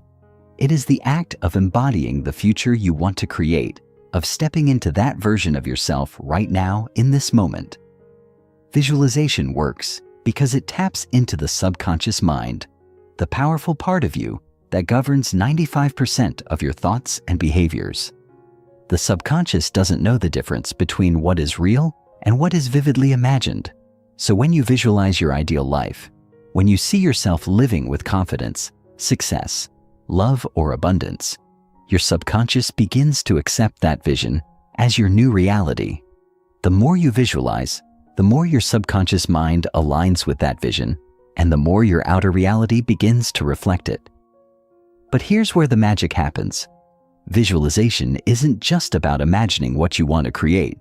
It's about aligning with the feeling of already having it. The emotion you feel as you visualize is the key. It's not enough to see the house, the car, the relationship, or the career. You must feel the joy, the excitement, the gratitude, and the peace as if you are already living that life. This emotional alignment is what shifts your energy and activates the law of attraction. You are not just dreaming about a better future. You are stepping into the energy of that future right now. Your vibration matches the reality you desire, and in doing so, you draw that reality closer to you. Visualization, when done with emotion and conviction, is a powerful tool for manifestation. It is not just daydreaming. It is a deliberate act of creation, breath, and presence. In the hustle and bustle of modern life, one of the most powerful tools we have is also the most overlooked: our breath. Our breath is our connection to the present moment. And yet, how often do we allow ourselves to breathe fully and consciously? The act of breathing deeply, of filling your lungs with air and letting it out slowly, is an immediate gateway to relaxation, clarity, and presence. When you focus on your breath, you break the cycle of anxiety, overthinking, and stress. You return to the here and now. The simple act of conscious breathing can shift your energy in an instant. It's a tool so simple, yet so profoundly transformative. When you breathe deeply, you send a signal to your nervous system that it's okay to relax. You activate your parasympathetic nervous system, the part of your body responsible for rest and digestion, and you release the tension that has built up in your mind and body. Breath is a bridge between the physical and spiritual realms. It is the tool you can use to reconnect with your own power, to shift out of fear and into peace. When you are present with your breath, you become present with your life. You stop living on autopilot, reacting to the world around you, and start taking conscious control of your experience. By slowing down and focusing on your breath, you open the door to true transformation. Every inhale is an opportunity to invite calm, clarity, and power into your life. Every exhale is a chance to release what no longer serves you. And with each conscious breath, you move closer to the person you were always meant to be. Anchoring new patterns. Transformation requires more than just inspiration. It requires action. And one of the most effective ways to anchor new patterns into your life is through consistent practice. The key to creating lasting change is repetition. When you commit to practicing the tools of transformation, whether it's meditation, visualization, or conscious breathing, on a daily basis, you begin to rewire your brain. You begin to replace old, limiting patterns with new, empowering ones. Change doesn't happen overnight, but with consistency, it becomes inevitable. The act of anchoring new patterns involves more than just doing the work. It involves becoming the person who consistently shows up for themselves. It's about making a commitment to your growth, to your evolution, and to your future. The more you practice, the more those new patterns become ingrained in your subconscious. They move from being something you have to consciously think about to being something that feels natural and automatic. It's like learning to play an instrument. At first, the notes are clumsy, the rhythm off, but with practice, the music flows effortlessly. Similarly, as you anchor new patterns into your life, the shifts become smoother, more fluid, and more in alignment with who you're becoming. Chapter 9. Collapse the old identity, letting go of the known self. We all have an identity, a set of beliefs, and an image we've constructed over time about who we are. This identity is like a protective shell that keeps us safe, familiar, and comfortable within the confines of our own experience. But what if this identity is holding you back from becoming the person you were always meant to be? What if the very thing that has defined you until now, your beliefs, your stories, and the way you see the world, is the one thing preventing you from shifting into the next version of yourself? You see, the identity we cling to is not necessarily who we truly are. It is simply who we've learned to be. It's the collection of experiences, societal expectations, family programming, and personal choices that have formed the lens through which we view ourselves and the world. But here's the harsh truth. Your old identity is built on the past, on who you were, not on who you are becoming. In order to step into the life you desire, you must let go of the person you once were. This isn't easy. It feels terrifying. The ego doesn't like to be shaken or challenged. It doesn't like the idea of being replaced by something new, something unknown. And yet, if you want to change your reality, you must shed your old self like a snake sheds its skin, making space for the person you are meant to become. The process of letting go of the known self requires immense courage. It asks you to challenge your beliefs, your fears, and your comfort zones. It asks you to take a step into the unknown. But here's the secret. It is only in letting go of the old identity that the new one can emerge. When you hold on to your old stories and labels, you are keeping yourself trapped in a cycle that no longer serves you. You are holding yourself back from the life that is waiting for you. So, ask yourself, who are you if you strip away the stories, the beliefs, and the labels? What would it feel like to step into a version of yourself that is free from the past? What would you do, think, and create if you allowed yourself to be a blank canvas, open to new possibilities? The truth is, there is nothing holding you back but the limitations you place on yourself. You are not the person you were last year, last month, or even last week. You are evolving, constantly shifting, and growing. But in order to embrace this growth, you must be willing to let go of who you once were. The old identity that you've been clinging to no longer serves you. It has kept you small, kept you safe, but it has also kept you stuck. To break free, you must take the leap. You must release the old identity and allow the new one to emerge. It's a terrifying and liberating experience, one that requires trust, vulnerability, and immense courage. But once you make that decision to let go, you will begin to feel the power of who you are becoming. You will begin to feel the weight lift off your shoulders, and the world will open up in ways you never imagined. Ego death and rebirth. The concept of ego death might sound dramatic or abstract, but it is one of the most powerful and transformative experiences you can have on your journey of self-realization. The ego, in its essence, is not inherently bad. It's the part of you that helps you navigate the world. It's your sense of individuality and personal identity.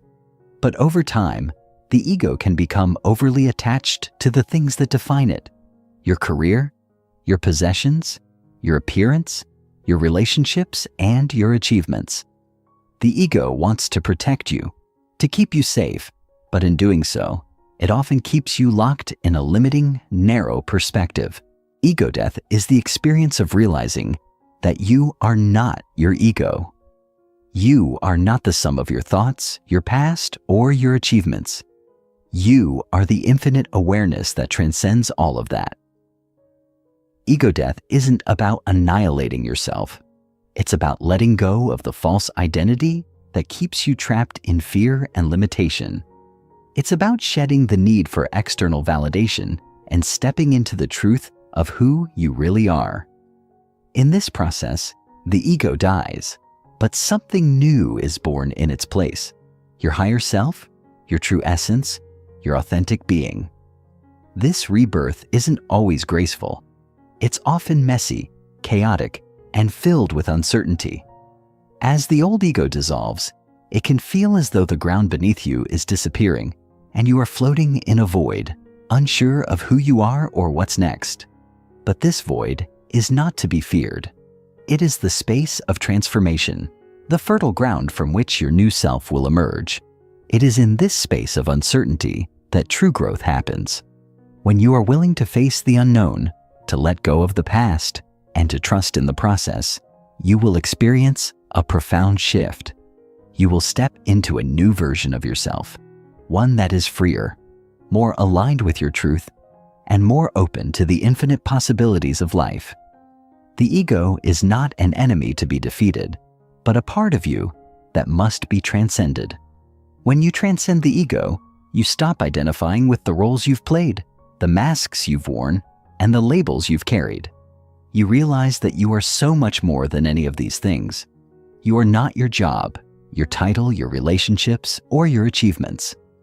You are pure consciousness, a being of infinite potential, capable of creating a life that aligns with your deepest desires. Ego death is the ultimate freedom because it frees you from the constraints of the past and allows you to step into the future with an open heart and mind, navigating the void. The void is the space between the death of the old self and the birth of the new one. It is the place of uncertainty, fear, and transition. When you let go of your old identity, you may feel like you're floating in a sea of nothingness, unsure of who you are or where you're going. This void can be uncomfortable. It can feel like a loss of direction, a loss of self. But it is important to understand that this void is not a bad place to be. It is simply a necessary phase of growth and transformation. It is the cocoon before the butterfly, the winter before the spring. It is the moment of stillness before the next wave of change. Navigating the void requires trust. It requires faith that the universe is guiding you, even when you can't see the way forward. It requires patience, allowing the new version of yourself to emerge in its own time without forcing it. The void is not a place of emptiness. It is a place of potential. It is the quiet before the storm of creation. In this space, you are being reshaped. You are being refined. And when you emerge from the void, you will be more aligned with your true self than ever before. The key to navigating the void is to surrender to it. Let go of the need for control and allow the process to unfold naturally. Trust that this space is not a place of stagnation, but a place of transformation. Every moment you spend in the void is an opportunity for your new self to crystallize, and when you emerge, you will step into a life that is more expansive, more aligned, and more fulfilling than anything you could have imagined. Staying grounded in the unknown. The unknown is where true transformation happens. It's where you are forced to confront your fears, your limitations, and your old beliefs. It's where you step outside your comfort zone and into a place of growth and possibility. The unknown can be terrifying. It can feel like a vast, empty space where anything is possible, and yet nothing is certain. But it is in this uncertainty that you will find your true power. Staying grounded in the unknown requires presence. It requires the ability to stay connected to the moment, even when you don't have all the answers. It requires trust in yourself and in the process of transformation. When you are grounded in the unknown, you are not afraid of what is to come. You are open to it. You are not attached to any outcome, but rather, you are allowing life to unfold as it will, knowing that everything is working in your favor. The unknown is a place of infinite possibilities. When you stay grounded in it, you are free to explore, to create, and to embrace the unknown with excitement and wonder. Chapter 10. Reality as Ritual. Every action as sacred. In the fast-paced world we live in today, it's easy to forget that every moment we experience is a gift. Every breath, every step, every conversation, every decision. These are not just fleeting moments passing by. They are sacred opportunities for growth, transformation, and self-expression. But for most of us, life has become something to simply endure. a series of events that happen to us rather than for us. We wake up, go through the motions, check off our to-do lists, and get caught in the routine, often overlooking the deeper meaning embedded in every action. But what if I told you that you could shift your entire reality by treating each action as a sacred ritual? That every choice you make, from the way you wake up to the way you interact with the world, has the power to transform your life? When you begin to approach your life as a series of sacred rituals, you start to infuse meaning and intention into everything you do. You stop seeing yourself as a passive participant in your own life and start recognizing that you are the creator of your own reality. Imagine waking up every morning with the awareness that the simple act of opening your eyes is a miracle. Imagine taking a shower and feeling every drop of water as a blessing. Imagine eating your meals with gratitude and awareness, savoring each bite as an offering to your body and spirit.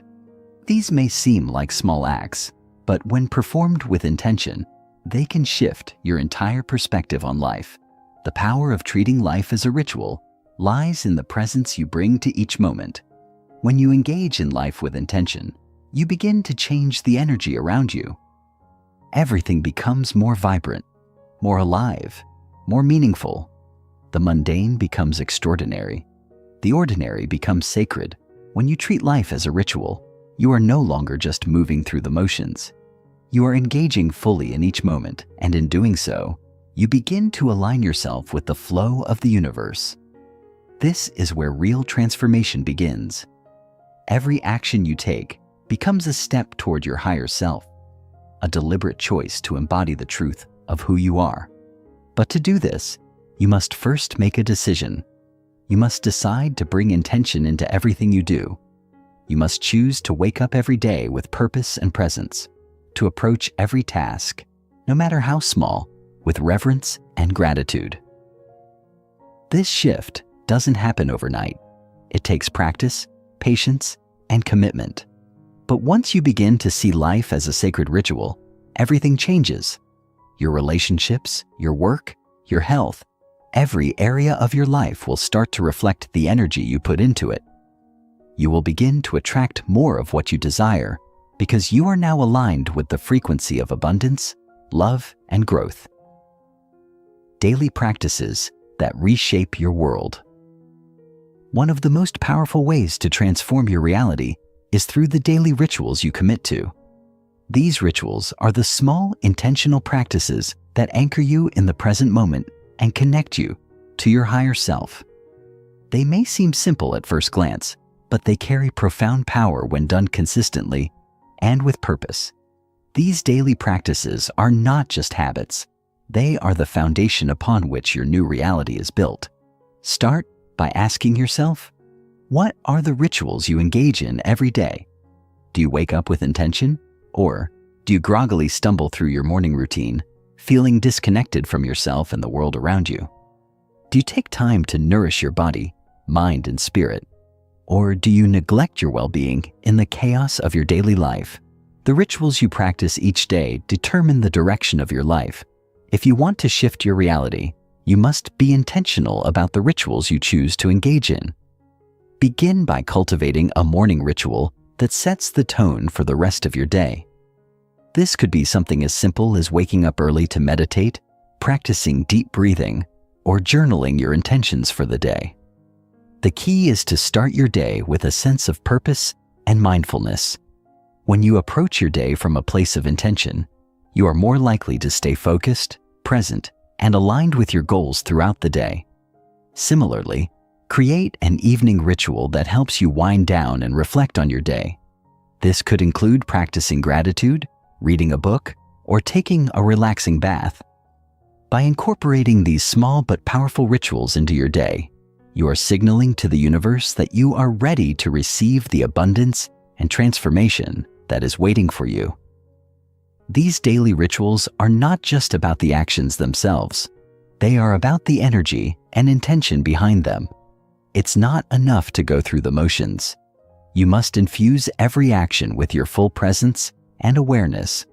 When you do this, your rituals become a form of meditation in motion. You begin to align with your higher self, and the world around you begins to reflect this inner shift. As you continue to practice these rituals daily, you will notice a profound shift in your energy, your mindset, and the opportunities that come your way. Your life will begin to feel more purposeful, more in alignment with your true desires, and more fulfilling. Using symbols and triggers. In every culture, religion, and tradition, symbols and triggers have been used to elevate the mundane and connect us to something greater than ourselves. A symbol is a powerful tool that can evoke a deep emotional or spiritual response, often without words. Think about the cross in Christianity, the lotus flower in Buddhism, or the sacred geometry of the flower of life. These symbols carry immense power because they remind us of our connection to the divine, to the universe, and to the higher aspects of ourselves. You can harness the power of symbols in your own life by consciously choosing objects, images, or words that hold special meaning for you. These symbols can serve as triggers, reminders of the higher reality you are striving to create. For example, you might choose a specific crystal, an affirmation, or an image that resonates with your intentions for transformation. Every time you see this symbol, it acts as a trigger, reminding you of your power and your purpose. You could even create a vision board filled with symbols that represent the life you are creating. Every time you look at it, you reinforce your connection to that vision, drawing it closer into your reality.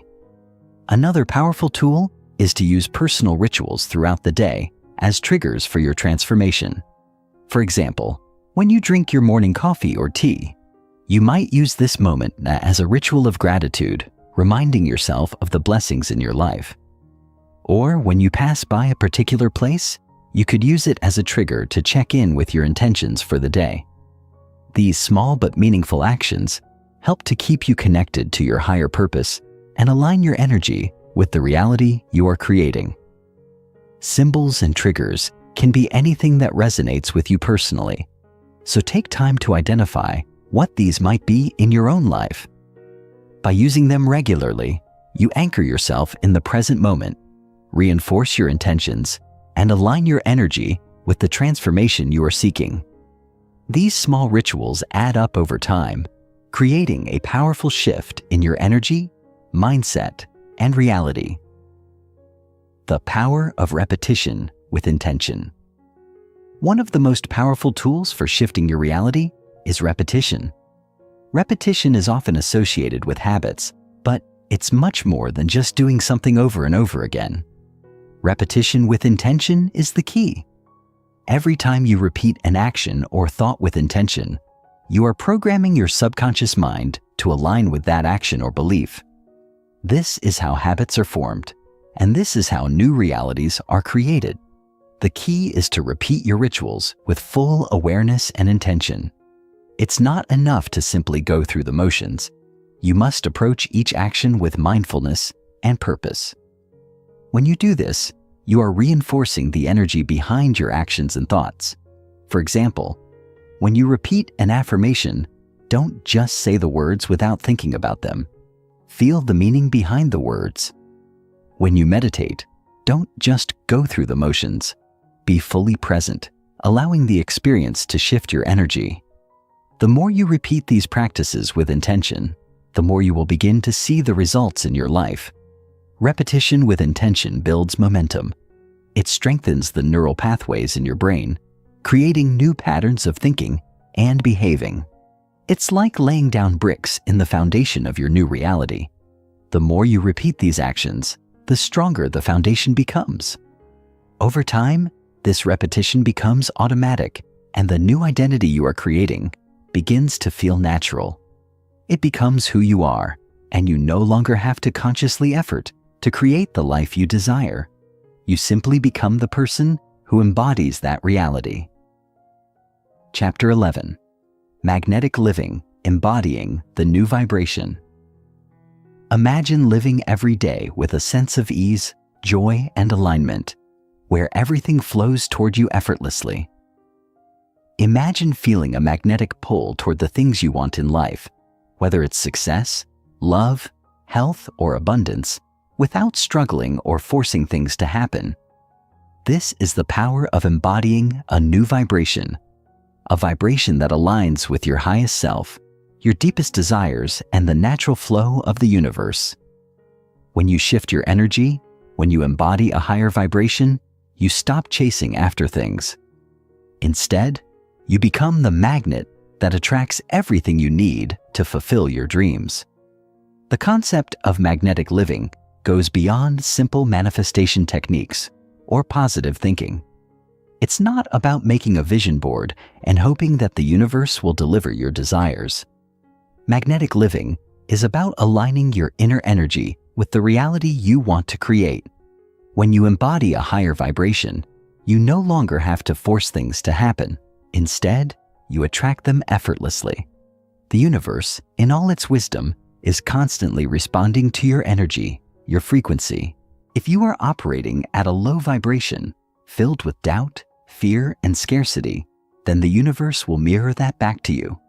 But when you raise your vibration to one of abundance, love, and joy, the universe responds in kind. Opportunities, people, and experiences will begin to flow toward you. This is magnetic living, being a living embodiment of the energy you wish to receive. But how do you raise your vibration? It begins with your mindset, your thoughts, and your emotions. If you want to embody a new vibration, you must first shift your beliefs about yourself and the world around you. You have to let go of the old, limiting beliefs that have been holding you back. These beliefs are like weights, keeping you anchored to a lower vibration. When you release them, you free yourself to rise to a higher frequency. Start by focusing on the things that make you feel good. Surround yourself with people, experiences, and environments that elevate your energy. Do things that make you feel alive, that make you smile, that make you grateful.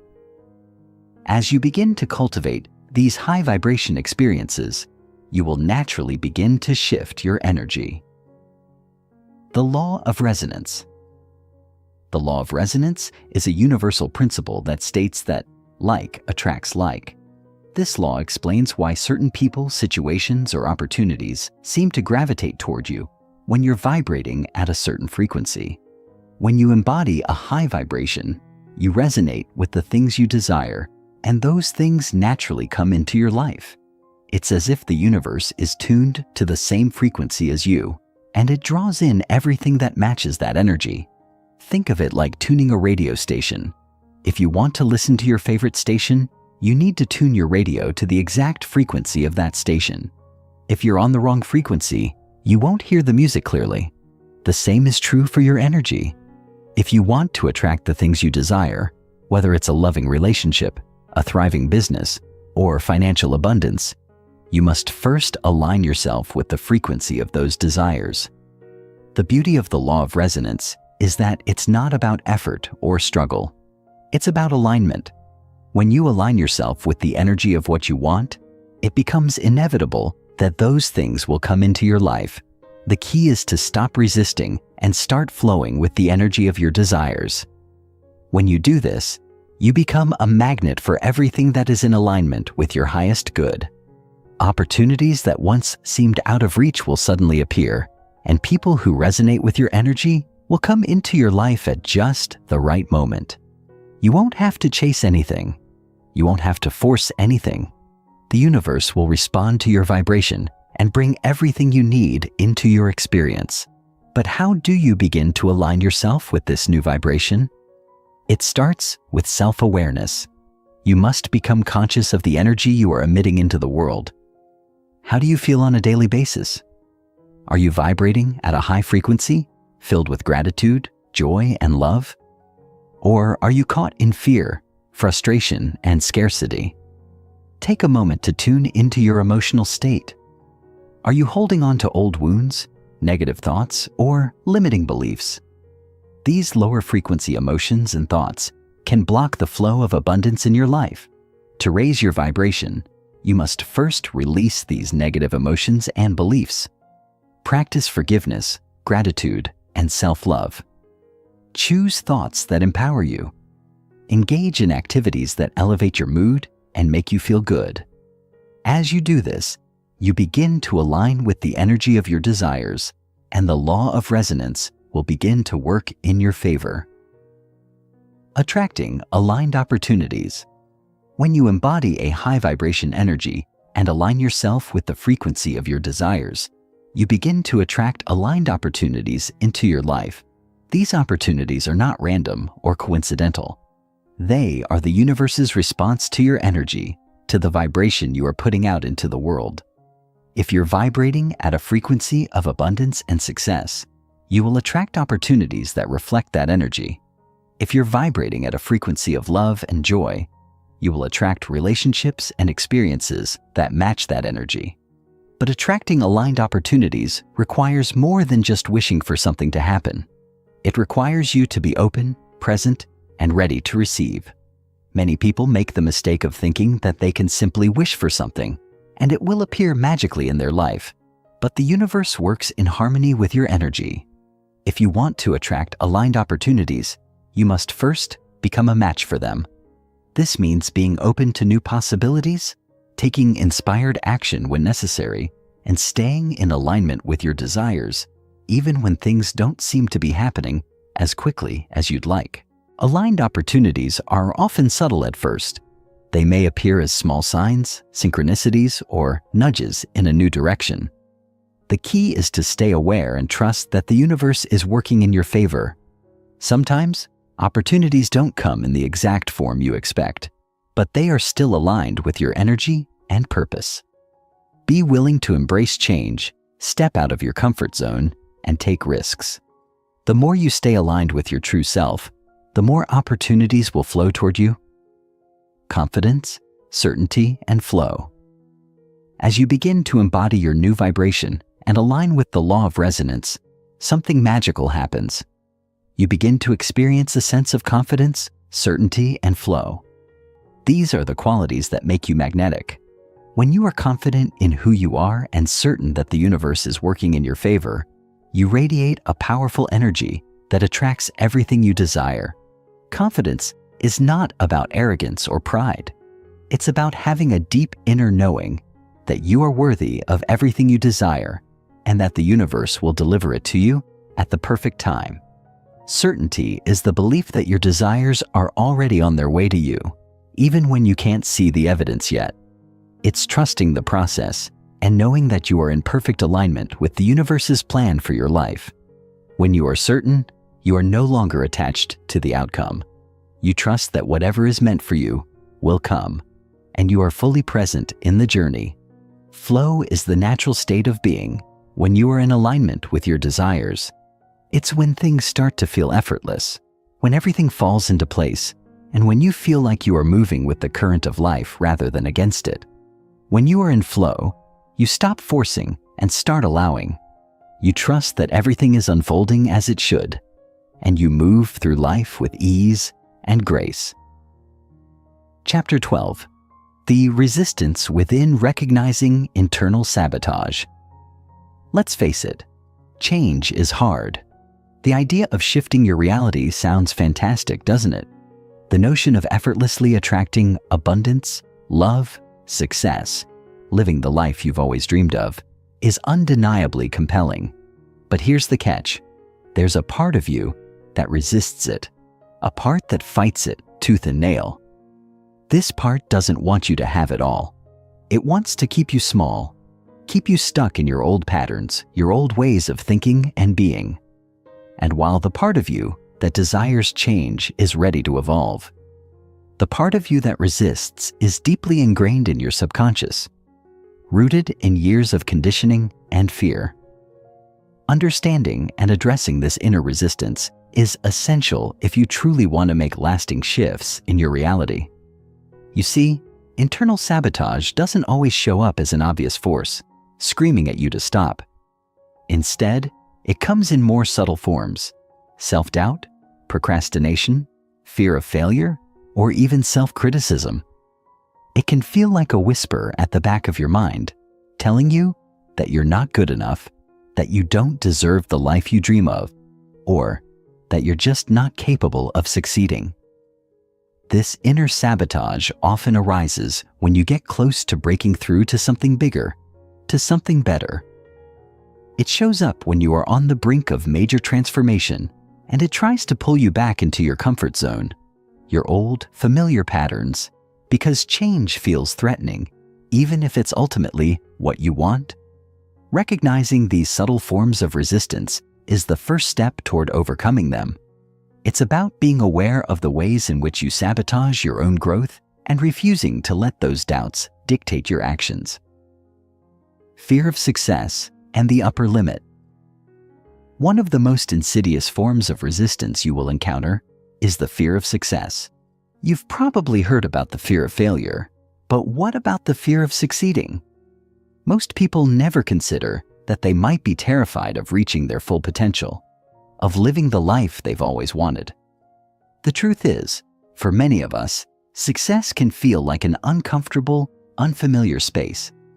When you are used to living in a certain way, when you've been conditioned to believe that life should be hard, or that success is only for a select few, the idea of actually achieving success can feel like a threat to your identity. You might ask yourself, who am I if I'm successful? What will others think of me? Will I lose my friends? Will I be able to handle the responsibility that comes with success? These questions are born out of an internal resistance to change. They stem from the fear of stepping into your power and becoming the person you were always meant to be. The truth is, success doesn't just require external action. It requires an internal shift in how you see yourself. This is where the concept of the upper limit comes into play. The upper limit is a term coined by author Gay Hendricks in his book, The Big Leap. It refers to the subconscious threshold that we set for ourselves when it comes to happiness, success, and fulfillment. The upper limit is the point at which you start to feel uncomfortable with the idea of achieving more than what you think you deserve. It's like an invisible ceiling that you unconsciously place on your potential. Once you hit this upper limit, you begin to sabotage yourself, whether through procrastination, self-doubt, or other forms of self-sabotage. You may start to feel anxious or overwhelmed, as though you're not capable of handling the success that's unfolding. This fear doesn't come from your logical mind. It comes from the deep recesses of your subconscious, where your beliefs about what you deserve and are capable of reside. Breaking through emotional blocks. Breaking through emotional blocks is a vital step on your journey to shifting your reality. These blocks often manifest as emotional patterns that hold you back, making it difficult to take action or move forward in your life. They might be triggered by past traumas, negative beliefs about yourself, or unresolved emotional wounds. The longer these blocks remain unaddressed, the more they act like invisible chains, keeping you stuck in the same place, unable to move toward the life you truly desire. These emotional blocks are often rooted in fear: the fear of being vulnerable, the fear of rejection, or the fear of failure. But here's the thing: the only way to overcome these blocks is to face them head on. You can't run from your emotions. You can't ignore them. They must be acknowledged, felt, and released.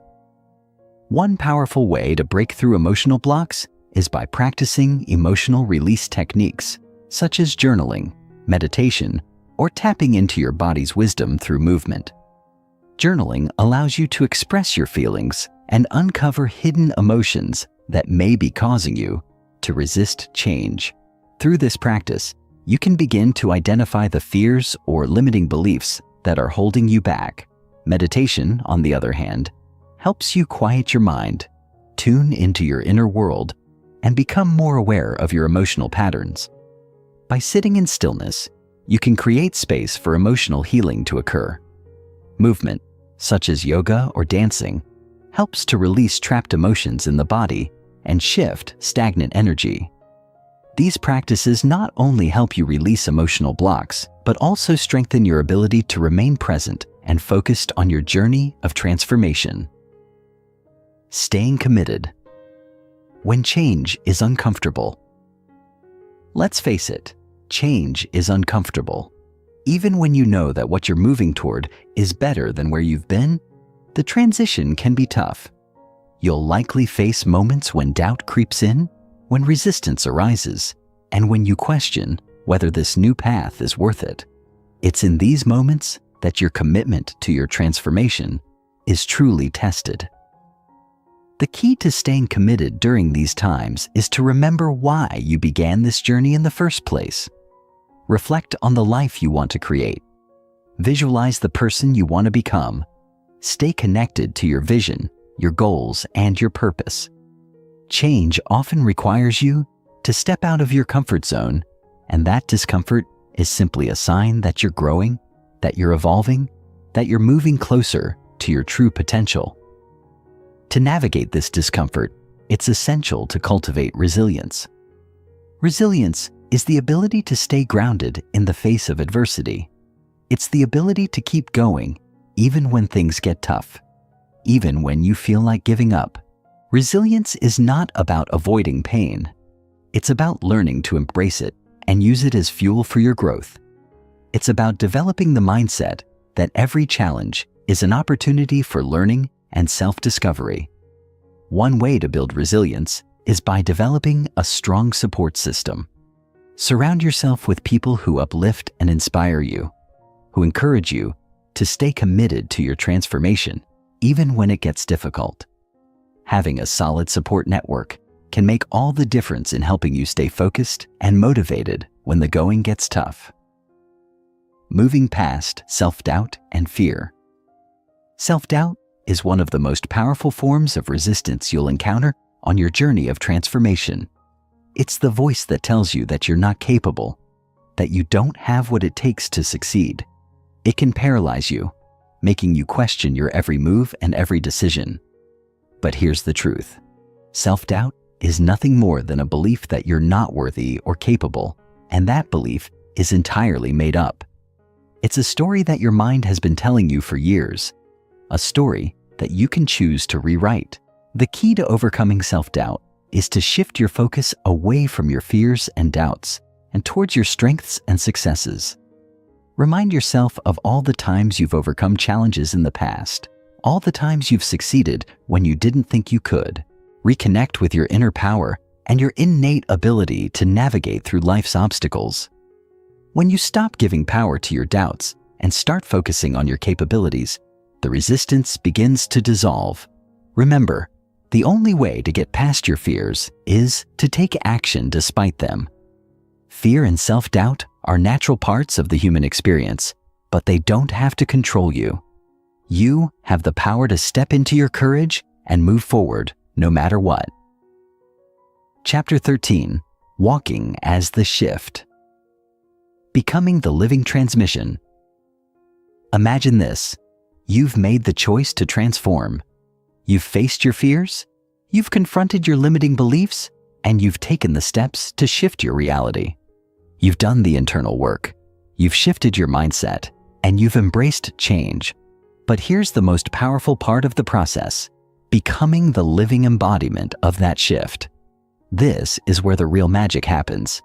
This is where you stop just talking about transformation and start living it. The shift is no longer something you're working on in the background, something you're hoping will happen one day. The shift becomes who you are, and you begin to radiate that change in every aspect of your life. Your thoughts, your words, your actions, all align with the new version of you. You are no longer just pursuing change. You are living as the change itself. And when you walk as the shift, you not only change your life, but you also inspire others to do the same. Becoming a living transmission is not about perfection. It's about authenticity. It's about showing up in the world as the truest version of yourself, unapologetically. It's about aligning your energy with your purpose and letting that energy radiate outward. When you embody the shift, you no longer have to convince anyone of your transformation. People feel it. They see it. They are drawn to it. This is the power of living your truth.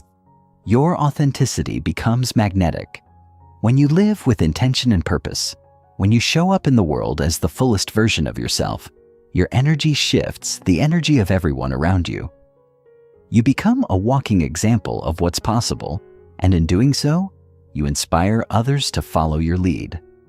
The greatest gift you can give the world is not just your success, but the courage to walk as your highest self, the courage to live as the shift, to be the example of what's possible when you embrace change with open arms, speaking, acting, and thinking in alignment. In your journey of transformation, one of the most crucial shifts you can make is aligning your thoughts, words, and actions. Too often, we live in dissonance where what we think, what we say, and what we do are out of sync. Our thoughts might be filled with doubt and fear, while our words might express confidence, but our actions often betray our inner beliefs. The true power of transformation lies in aligning all three, thoughts, words, and actions, so that they are a reflection of the person you are becoming, not the person you were. When you align your thoughts, words, and actions, you begin to live with purpose and intention. Your thoughts become positive and empowering. Your words become affirmations of your truth, and your actions reflect your new beliefs and values. This alignment creates a powerful resonance that not only shifts your reality, but also draws in the people and opportunities that are in alignment with your new frequency. When you begin to speak, act, and think in alignment, something incredible happens. You become unstoppable. The universe begins to respond to your consistency, and opportunities flow effortlessly to you. This is not about forcing things to happen or manipulating the world around you. It's about embodying the vibration of your desired outcome and letting the world reflect that energy back to you. Your thoughts create your beliefs, your words communicate your intentions, and your actions ground those intentions in the physical world. When they are all in harmony, you become a living magnet for what you want to manifest. You no longer have to struggle or push. Things begin to flow with ease, and your life becomes a reflection of your inner alignment. But this requires practice. It requires you to be intentional with your thoughts, to speak with confidence, and to take actions that are congruent with your vision. The more you practice this alignment, the stronger your energy becomes, and the more your reality begins to shift in your favor. Shifting others by shifting yourself. There's an ancient saying that goes, "Be the change you want to see in the world." This powerful statement speaks to the core of what it means to be a living transmission. You see, when you shift yourself, you don't just change your life, you change the lives of everyone around you. The energy you carry has the power to inspire, uplift, and even transform those who come into contact with you. When you walk as the shift, you become a catalyst for change in the lives of others. You don't need to preach or force others to change. Your energy does the work for you. This is the true power of transformation. It's not just about your own growth, but about how your growth ripples outward and creates a wave of positive change in the world. It's important to understand that transformation is contagious. When you start showing up as your highest self, people begin to notice. They begin to feel the energy you are radiating, and they are drawn to it. They want what you have: the peace, the clarity, the confidence, the alignment, and they will naturally start to question their own lives and their own choices. This doesn't mean you have to try and convince anyone to change. Transformation is not about coercion. It's about leading by example. By embodying the shift, you naturally inspire others to take the steps to shift their own lives. Your presence becomes a beacon of possibility, showing others that they too can embrace their power, live authentically, and step into the life they deserve. And while you may never know the full extent of the impact you've made, trust that by walking as the shift, you are planting seeds of change in the lives of everyone you encounter. Integrity as your compass. At the heart of this journey is one guiding principle: integrity. Integrity is not just about honesty with others. It's about honesty with yourself. It's about being true to your word, your values, and your purpose, no matter the external circumstances. When you walk as the shift, integrity becomes your compass. guiding you through life's challenges and decisions. It's what keeps you aligned with your highest self, even when things get tough. Integrity is the bedrock of authenticity. It's the commitment to showing up as the person you say you are, no matter what. And when you operate with integrity, you not only build trust with others, but you also build trust with yourself. You become a person of your word, someone who honors their commitments, and someone who walks their talk.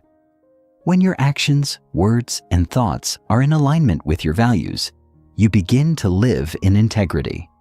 This integrity strengthens your confidence and your ability to navigate life with clarity and purpose.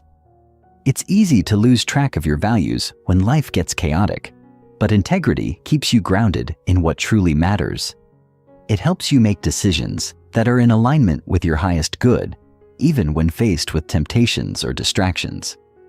Integrity is what keeps you true to your vision, and it's what helps you stay on course when resistance arises. When you embody integrity, you become an example of what it means to live authentically and with purpose. You become someone who can be trusted, not just by others, but by yourself. Chapter 14. You who are the secret. It begins and ends with you, not with a step outside yourself, not with a search that extends into faraway lands, ancient scrolls, or whispered codes, but with the mirror you look into every morning, with the breath you just took, with the awareness reading these very words. You are the secret, and maybe, for most of your life, you were taught otherwise, taught that someone else held the key, that salvation came from a teacher, a title, a ritual, a roadmap. Maybe you were told that you had to climb a ladder to reach worthiness, or that enlightenment was reserved for the few who proved themselves in pain, struggle, or discipline. But what if I told you that the ultimate key, the final doorway, the final veil in front of you, has been you all along? Not a version of you polished for society, not the you performing to be accepted, but the raw, electric, unfiltered, fully aware presence that you truly are. Because everything we've explored, all the 33rd degree secrets that have unfolded, all the shifts and rituals and revelations, none of them matter unless you finally accept one truth. You are not the student anymore. You are the source. The step you've been searching for is you. And when you stop outsourcing your authority, when you stop looking for the guru and start embodying one, you activate the true transmission of the 33rd degree mindset. We live in a world that profits from your disempowerment. Your doubt is monetized. Your hesitation is manipulated. Every time you're made to believe that transformation lies in another's hands, the fire within you dims a little more. But here's the plot twist the system never expected. Once you realize you're the one writing the story changes. The illusion of external gurus, of needing someone else to validate your path, breaks down like a crumbling stage set. The truth is, those you once admired, the masters, the mystics, the mentors, they were all pointing back to you. The greatest secret of the secret keepers was that they were never trying to hoard wisdom. They were waiting for you to recognize that you were it. You are the one. You don't need another certification to trust your own intuition. You don't need anyone's permission to walk into your destiny. When you sit with that, when you let it land in your body, a deep silence starts to echo inside. It's not the silence of absence. It's the silence of arrival. The silence that comes when you stop striving and start remembering. You are not broken. You are not behind. You are not late. You are precisely where your soul needs to be to crack open and fully embody the power that's been whispering from within you. Your whole life, mastering the moment, doesn't mean controlling every detail. It means being present enough to recognize the divine blueprint that's already unfolding. Think about how many times you've rushed past now to get to a version of someday that never arrived. How often have you skipped the moment, hoping the next one would be more worthy of your attention? That's the old programming. That's the identity that was built on the illusion of separation. But the 33rd degree way is to collapse that illusion in real time, to breathe deeply into the present moment, not because it's perfect, but because it's real. Because this is where the frequency shifts. This is where the rewiring happens. Not in the future, not in theory, but here, now, inside the very breath you're taking. When you master the moment, you stop chasing. You stop running loops in your head. You stop abandoning yourself. You realize that the universe was never trying to test you. It was trying to show you what you already are: whole, electric, unstoppable. And from that space, clarity becomes natural. Purpose becomes effortless. Alignment becomes who you are, not something you achieve. You wake up one day and realize you're no longer fighting your past or fearing your future. You're authoring your reality moment by moment, like the master you've always been. Legacy isn't built by massive action alone. It's built in presence. It's built every time you refuse to shrink back into a version of yourself that you've already outgrown. The legacy of the 33rd degree mindset isn't about how much you achieve. It's about how fully you embody your truth. It's the quiet confidence that ripples through a room when you walk in aligned. It's the fire in your voice when you speak from your soul, not your script. It's the way others feel elevated simply by being near you. Not because you're trying to be impressive, but because you're being authentic. When you live like this, you become the activation. You become the message. You become the living embodiment of the shift. And what's wild is, when you stop trying to change the world and instead just become the shift, the world starts to mirror it back to you. You attract people, places, and experiences that reflect your alignment. You begin to move through life like it's a co-created masterpiece. Even your setbacks start to look different, not as signs that you're failing, but as invitations to integrate deeper levels of truth. You stop needing to be seen because you're already seen by yourself. You stop seeking validation because you're operating from conviction. And conviction doesn't need applause, it radiates. So here's the truth that many never fully accept. You don't find the secret, you become it. You stop waiting, you stop wishing, you stop wondering. You look in the mirror and you finally fully see what's always been there. You, the step, the shift, the source, the master, the one who went through every twist and turn not to collect more tools, but to remember that the tool is you. And from this space, you no longer ask, "What should I do next?" Instead, you declare, "Who am I becoming in this very breath?" Because that's where the real alchemy lives. In the micro moment. In the decision to embody again and again your most aligned frequency, regardless of what's happening externally. That's the real power. That's the real shift. The ability to hold your vibration in the middle of chaos. The willingness to be the transmission instead of just talking about it. That's the legacy of the 33rd degree. That's the path. That's the truth that outlasts every trend and transcends every teaching. So now we close the loop. You began this journey seeking a step, seeking a secret. And now here you are, not as a student, but as a sovereign being, no longer begging the world to give you what you now know you can generate. Your mind has changed. Your emotional architecture has evolved. Your identity has shifted. And the step you now take is not one of learning, it's one of living. Of walking as the vibration, speaking as the shift, leading as the light. You've broken the illusion. You've dismantled the programming, and now you've become the living proof that one step, one decision, one shift in awareness can collapse timelines and activate destinies. You are the evidence.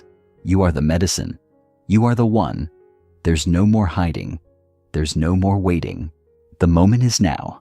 The step is you. Chapter 15. The walk beyond the step. There comes a moment when all the information, all the insights, all the transformations must move from the mind into the marrow, from knowing into being. And that moment is now. This is the moment you choose, not just to believe a better life is possible, not just to understand that reality is yours to shape, but to finally embody that truth unapologetically in real time. There's nothing left to wait for. No more pieces missing. No more levels to unlock before you can claim the life your soul has been whispering about for years. This is the moment you breathe in your power and exhale the lies that kept you small. This is where the shift becomes permanent, because it's not something you chase anymore. It's who you are. You've walked through every chapter, peeled back every illusion, faced every shadow, and now you're standing at the edge of the final realization that the transformation you've been seeking isn't out there. It is you, not a future version of you. This you, the one right here, right now. And as you take this final breath of this journey, you realize that the old story, the one that said you had to earn your worth, prove your power, or become someone else first, that story no longer applies. You're not chasing alignment anymore. You're living it, because the shift was always inside you. It was never about becoming someone new. It was always about remembering who you were before the world convinced you to forget, before fear got installed, before shame taught you to shrink, before success was defined by people who never saw your soul. The real shift, the only shift that ever mattered, is the one where you wake up and stop asking for permission. The one where you stop outsourcing your power and anchor into your knowing. Where you stop chasing breakthroughs and realize you are one. The truth is, everything in your life begins to change the moment you stop looking outside yourself for the miracle and recognize you've been it all along. The money, the love, the purpose, the peace, it all flows from the frequency you hold. You are the faucet, not the cup. You are the portal, not the passenger. And when you finally claim that, not in theory, but in your body, your vibration shifts from seeking to radiating. And people feel it. Life feels it. Everything reorganizes around you, not because you demanded it, but because you became it. You became the energetic command, the living evidence, the embodied invitation. And that brings us here, standing not at the end, but at the edge of a new beginning. Because the path forward is embodiment, not more reading, not more waiting, but living the frequency. Waking up each day and asking not, what should I do, but who am I being right now? It's in how you walk, how you speak, how you breathe, how you treat people when no one's watching, how you hold your alignment when it would be easier to slip back into old patterns. Embodiment is the real mastery. Not performance, not perfection, but presence. The presence to stay rooted when your mind wants to spiral. The presence to feel your body when your ego wants to run. The presence to choose love again and again, especially when fear wants the mic. That's the legacy you now carry. That's the essence of the 33rd degree. Not a system, not a method, but a frequency. A lifestyle. A code of radical self-trust and undeniable embodiment. You don't just know the secret anymore. You are the secret. You are the step. You are the shift. You are the source. So, go. Not with a question, but with a knowing. Go not to find answers, but to radiate truth. Go not to become worthy, but to express the power that has always lived within you. Speak like the shift. Walk like the shift. Love like the shift. And above all, live like the shift, because you are, and the world is ready.